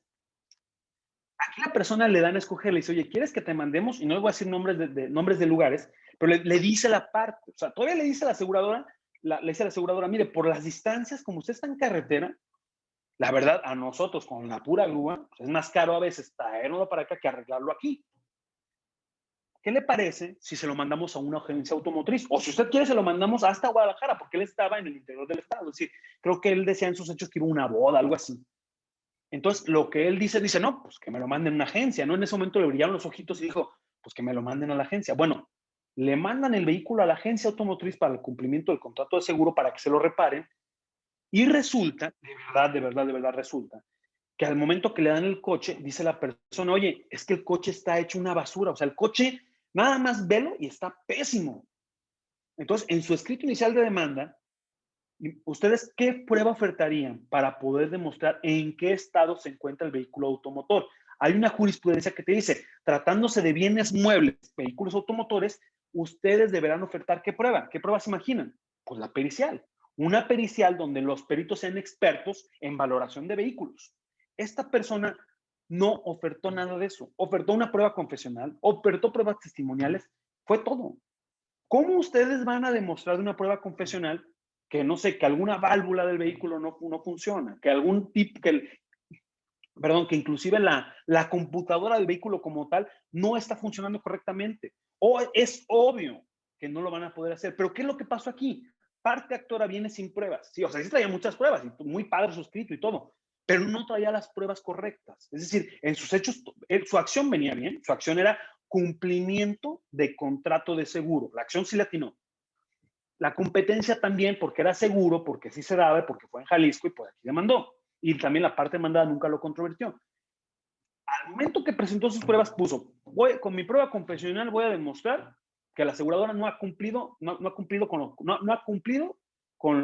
el contrato. Con la prueba testimonial demostraré que efectivamente se dio el acontecimiento del percance automotriz.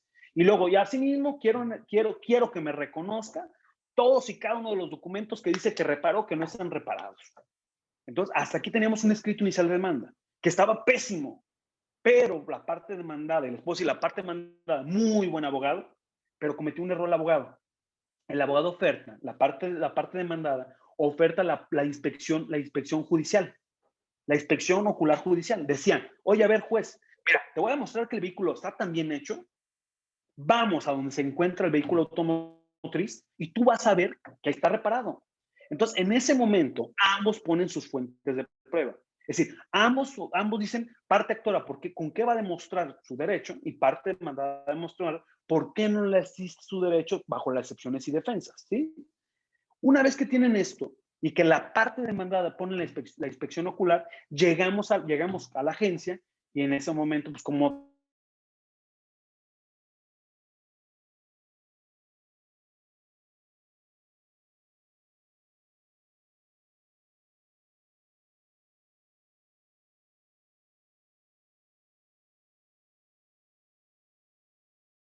simplemente que les dije, oigan, pues está bien, prendan el coche, hagan pruebas aquí en el taller y vamos viendo. El vehículo sí prendió, no prendió ningún testigo, es decir, en ningún momento se vio algo que dijera, oye, no, el check engine, ¿no?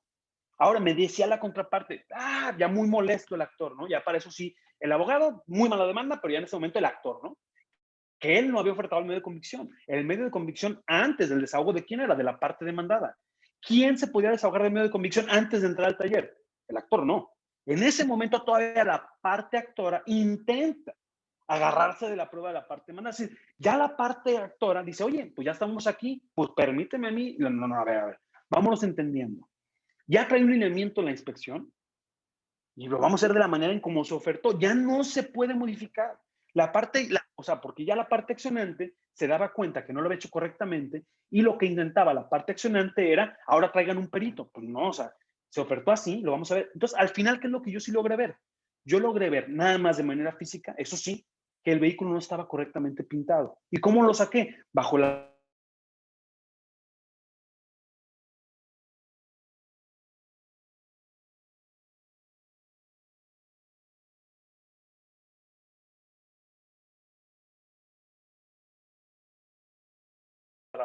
y en otro no entraba nada, es decir, estaba así el cofre. Y al final, ¿cómo condené? Nunca condené a cuestiones que yo no pude ver, pero bajo el principio de la adquisición de la prueba, lo que sí condené al final de cuentas al seguro, con las mismas pruebas del seguro, condené al cumplimiento de la reparación de lo visual. Es decir, única y exclusivamente lo condené a lo que yo vi. Entonces, imagínense, o sea, lo que sí, decía él que en el taller le habían pegado al vehículo, que tenía muchos daños que no tenía anteriormente, y le decía, bueno, tú demuéstrame, porque aquí tenemos una entrada del vehículo al taller y aquí no dice que tenía eso, dice que viene a repararse por este lado, pero aquí no dice nada, no, o sea, no dice ni que los tiene ni que no los tiene. Entonces tú tienes que demostrar que existen los daños, como tú quieras. ¿Qué hubieran hecho ustedes como parte actora? Bueno, me traigo mis testigos, me traigo al ajustador, me traigo contra la persona que se impactó, no lo sé, de muchas maneras.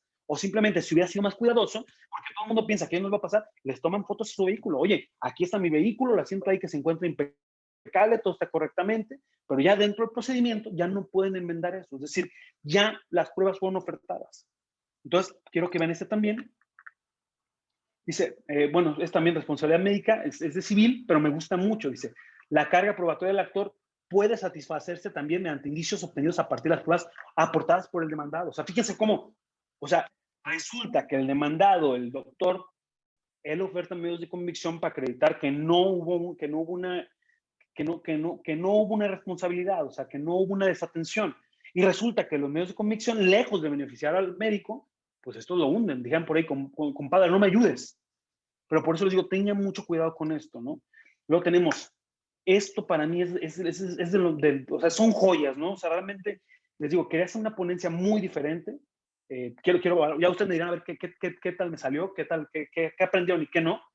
Pero fíjense esta, dice, primera sala, derecho a probar su dimensión sustancial o material, tratándose de documentales públicas precluidas con valor probatorio pleno tasado en la ley. Es lo que yo les decía. O sea, sí, es una documental pública, pero ¿para qué te alcanza la documental pública? No por tener valor probatorio pleno vas a demostrar lo que tú quieres. Como si yo pongo en un pagaré un poder que demuestra mi personalidad.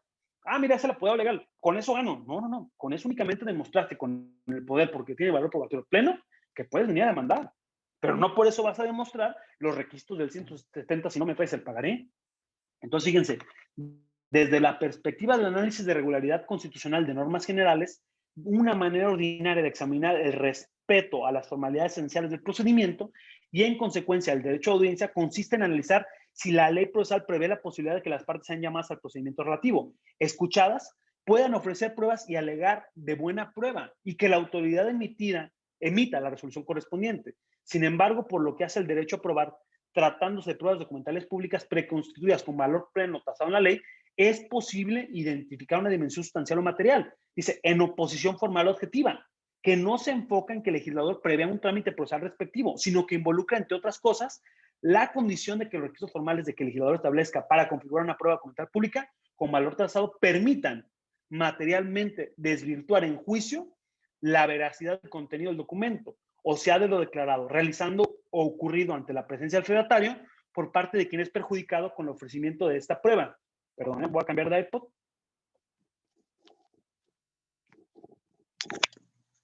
Sí.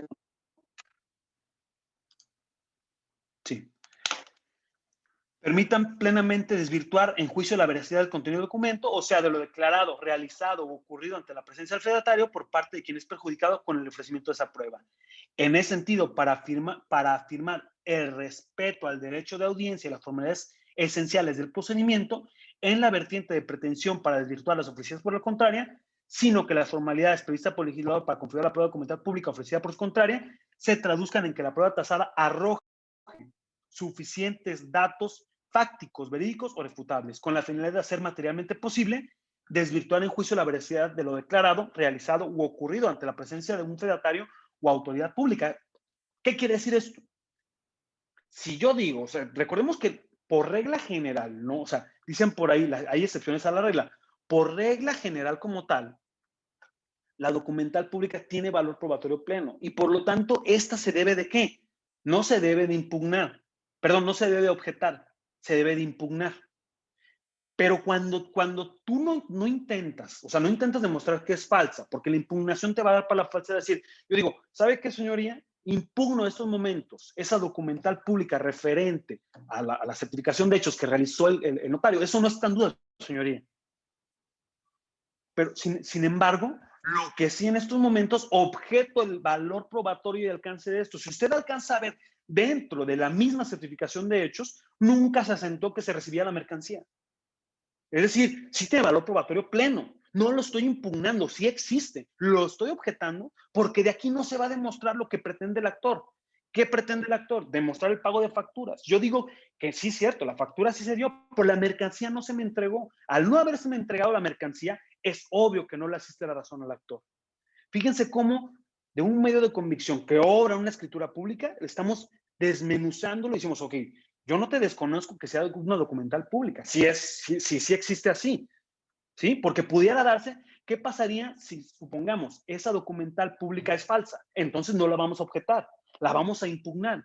Y entonces en ese momento le hemos lo pertinente como abogado, oye, la impugno y a partir de este momento te ofrezco la prueba documental de informes para que lo mandes al colegio de notarios, para que lo mandes al archivo de instrumentos públicos, para que veas que no existe el documento y el documento no ha sido inscrito. Entonces, una cosa sería la inexistencia y otra cosa es reconocemos la existencia, pero atacamos el valor probatorio. Por eso les digo, derecho a probar. Las partes disponen. Esto que le estoy diciendo, de verdad, pocos abogados en el procedimiento lo hacen. ¿Cuántos de ustedes al momento que hacemos la impugnación de documentos o objeción de documentos no dicen, lo objeto en estos momentos conforme al alcance y valor probatorio? Y yo como juez me quedo, pues al final de cuentas lo iba a analizar.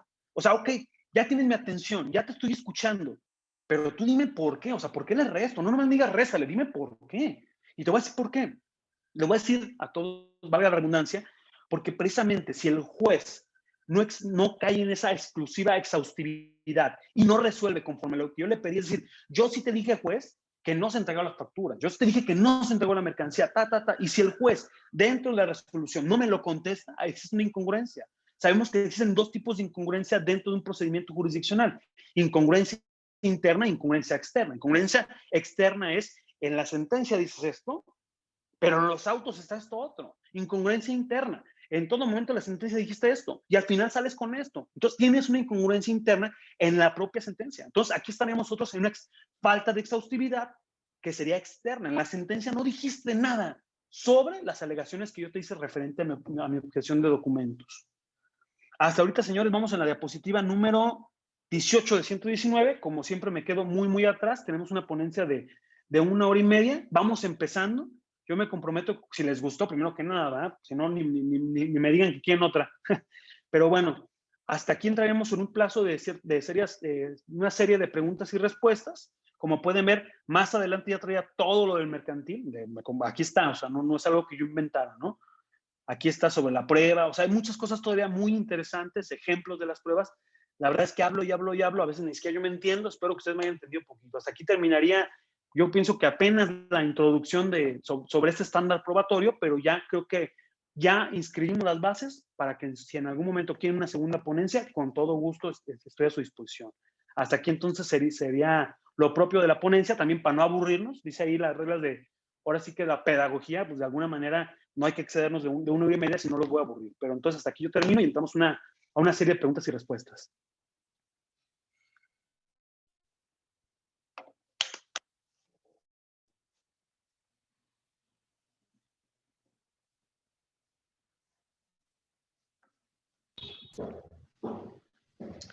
Muy bien, ahorita alcanzo a leer en Facebook que Andrea Aguilar nos pregunta, ¿cuál es el medio de prueba que considere más idóneo para el juicio mercantil?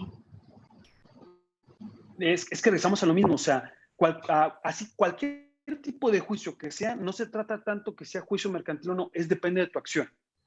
O sea, más bien lo que nos permite la oralidad como tal es, con esos medios de convicción, toda vez que están videograbados, nos permite tener ciertas formalidades, pero sería como volver la pregunta, ¿qué acción en materia mercantil quieres llevar a cabo? Por ejemplo, si de alguna manera nos puede contestar, oye, dame un ejemplo de una acción. Si tú me dices un pagaré, te doy esta. Si tú me dices una nulidad de firma indubitable, te doy esta. O sea, dependiendo del tipo de acción dentro del procedimiento, yo te puedo decir cuál para mí es la prueba idónea con la cual puedes demostrar o tiene los alcances jurídicos que tú pretendes consignarle.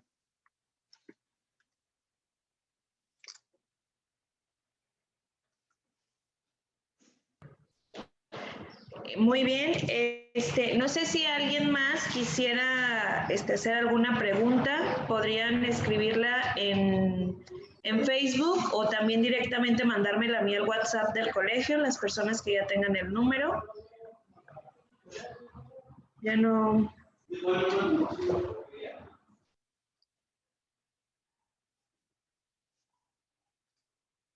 Déjame meto igual aquí en Facebook, a ver si va alguna pregunta o algo.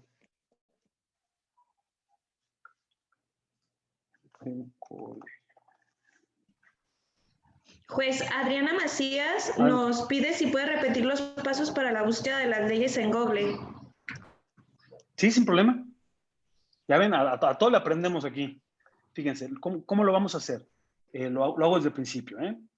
Ustedes tal cual se van a meter así en Google, se meten aquí, le ponen así legislación de la Suprema Corte de Justicia, le dan un enter en Google les va a aparecer normativa nacional e internacional. Le dan al primero, nos remite a la página de Suprema Corte y nos dice, oye, ¿qué es lo que quieres? ¿Quieres la condición política? ¿Quieres condiciones de las entidades federativas? Reformas constitucionales, evolución normativa del Poder Judicial de la Federación, y luego dice sistema de consulta de ordenamientos jurídicos. Aquí nosotros podemos irnos a internacionales, estatal y federal. Entonces, o sea, hay muchísimo, ¿no? En estos momentos, si yo quiero, supongamos aquí el Código Nacional de Procedimientos Penales, pues simplemente me meto aquí a legislación federal y aquí le pongo nacional y procedimientos penales, ¿no?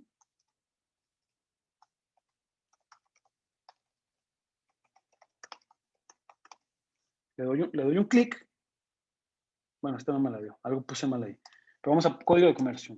Es más. Sí, Código de Comercio, ¿no? Le pongo aquí, Código de Comercio, lo busca y ahí está. Ya me saca todo, le doy un clic. Y esto es una herramienta, digo, muy, muy importante porque pues aquí podemos ver una normativa, lo que decía antes y lo que dice ahora, y podemos hacer también la exposición de motivos de la Suprema Corte. Pero sí, así la hacemos tal cual. No es nada del otro mundo, nada más Google, legislación de la Suprema Corte de la Nación, le damos un clic, ahí nos vamos a la normativa estatal y ahí ponemos ya nada más el nombre como tal. Perfecto, juez, muchas gracias. Alex Al Curiel contrario. nos comenta, maestro, en el caso de un endoso en propiedad de un pagaré, donde ya se perdió el tiempo de vista para el actor, perdón, pero el actor tuvo un error involuntario en el apellido del endoso, ¿hay forma de perfeccionarlo o solo procede la aclaración?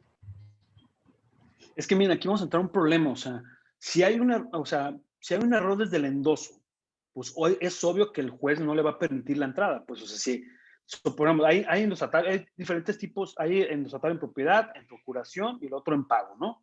Si no mal recuerdo. Si está mal hecho el endoso como tal y comparece el endosatorio con ese nombre incorrecto, pues debe ser obvio que el juez no la tiene por qué admitir. O sea, el juez va a decir, oye, o te va a prevenir en aras del artículo 1390 bis 12, lo que te va a decir el juez es tal cual te va a comentar. Oye, pues tú no eres la persona a quien tienes expedido el poder como tal. Por lo tanto, tú no podrías venir aquí a interponer la demanda. Entonces, lo que hace es, te da un tiempo y tú puedes, en su caso, ya corregirlo, enmendarlo o simplemente no se te admite, vas por tus documentos y lo vuelves a presentar. Muy bien, gracias, juez. Gabriela Calderón nos pone, además de los ejemplos que diste para combatir los supuestos abandonos que se establecen al reverso de un documento, tengo entendido que como actor debes demostrar fehacientemente ese abono y ya no hasta con la mera anotación. ¿Es cierto? Es que fíjense, hay un sinfín de criterios, hay muchos criterios muy dispares. Recordemos que en materia como tal mercantil es una materia federal, es decir, es concurrente. Al ser concurrente, pues se ve en toda la República, se ve tanto en el Estado como en el federal. Tenemos un sinfín como tal, pero un sinfín como tal de criterios. Es más, les puedo poner uno en pantalla, ese lo tenía preparado para más adelante. Les voy a poner ahorita uno que tenemos aquí. Y este sí para mí es el que, a ver, déjenme nomás dónde lo tenía, si no me equivoco, lo tenía. Era un ejemplo que yo les iba a traer. Y fíjense, aquí está, con este podemos dar, ahí está, mire, o sea, que una excepción pues viene siendo eso, ¿no? O sea, al final de cuentas tú vas a decir, oye, yo me excepciono, pues en aras de decir, no está realizado el pago, o sí está realizado el pago. Fíjense lo que dice la sala, título ejecutivo, la carga de la prueba derivada de las excepciones opuestas corresponde al demandado. Es decir, tú demandado me dices que no son los pagos, tú demuéstralo. Tan así, y yo creo que sí es la vertiente que está siguiendo la Corte. Hay otra jurisprudencia también de la Corte, esta está aislada, pero es de la tercera sala, extinta.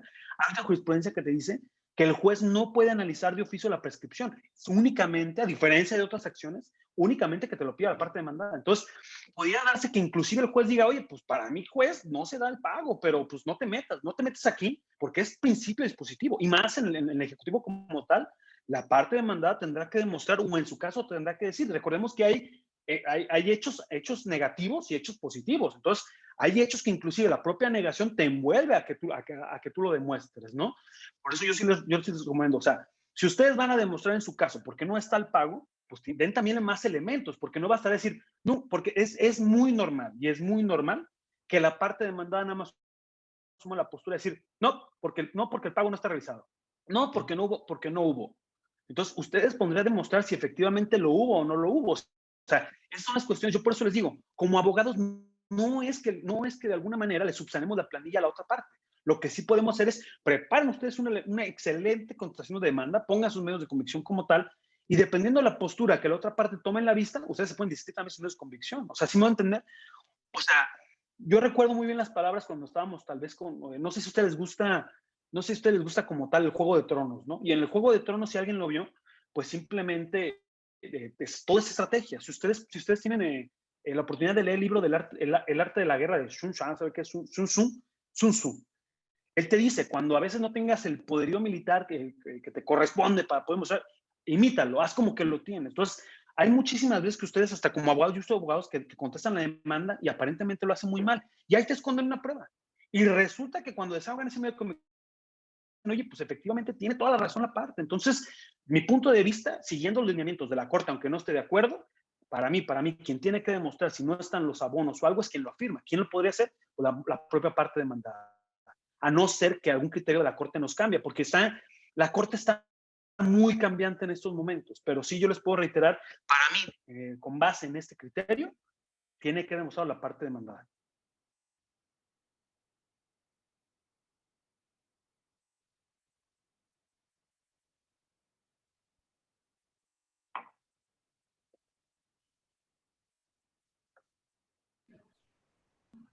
Perfecto, juez. Pues hasta el momento fueron ya todas las preguntas. Me voy a permitir cederle el uso de la voz a nuestro presidente, el maestro José Antonio Pérez Gil, que nos quiere dar unas palabras. Muchas gracias. Gracias. Al contrario, muchas gracias a ustedes. ¿Qué tal? Muy buenas tardes a todas y a todos. Amigo, excelente ponencia, muchísimas gracias. Pues estos apoyos de parte de nuestros amigos del Poder Judicial del Estado son para llegar a ustedes. Sabemos que ya estamos en periodo vacacional del Poder Judicial del Estado y creemos importante el continuar capacitándonos, continuar aprovechando estos días que se reduce un poco en algunos espacios la actividad. Para continuar en esta actualización que necesitamos mantener los abogados. Muchas gracias, maestro Jorge Alberto Rodríguez Chávez, por esta excelente ponencia y su servidor como presidente de este Colegio de Abogados. Me permito extender nuestro más amplio reconocimiento por su participación en la conferencia El estándar probatorio en el juicio mercantil. Muchísimas gracias, maestro Jorge Alberto. No, pues muchas gracias, mi estimado Gilo. Así que, digo, yo como siempre en deuda con ustedes, gracias por darme la oportunidad, porque pues en verdad no me sirve a mí de nada, pues si yo pienso de alguna manera o tengo conocimientos en algo, pues no me sirve si no me dan el uso de la voz, ¿no? Si no me dan el foro. Como sabes, amigo, de verdad, más bien yo estoy agradecido contigo, gracias por haberme escuchado el día de hoy y sobre todo, pues por darme la oportunidad y estar creyendo en mi persona. De verdad, gracias a todos. No, al contrario, maestro. Nosotros muy agradecidos por este apoyo y agradecidos con todos los participantes, esperando haber cumplido con sus expectativas. Les agradecemos mucho el haber participado y quedamos a sus órdenes en el Colegio de Abogados de Jalisco, Asociación Jurídica Jalisciense, Asociación Civil. Me permito regresar el uso de la voz a la licenciada Mayeli Fajardo. Gracias. Muchas gracias, presidente. Juez, muchísimas gracias. Todos con buenos comentarios, felicitándolo. Y pues es un honor para nosotros siempre que nos comparta su conocimiento. Le agradecemos mucho y pues esperamos organizar una segunda parte porque nos quedamos todavía con ganas de seguir adquiriendo conocimiento para ponernos de acuerdo y pues en el debido momento informarles a todos. Muchas gracias a todos por participar y pues los esperamos a las 5 con la ponencia en el enfoque civil en la reforma laboral. Y pues muchas gracias, juez. Al contrario, un gusto. Excelente tarde y excelente vacaciones a todos. Hasta luego. Igualmente, gracias. Hasta luego. Gracias. Ay.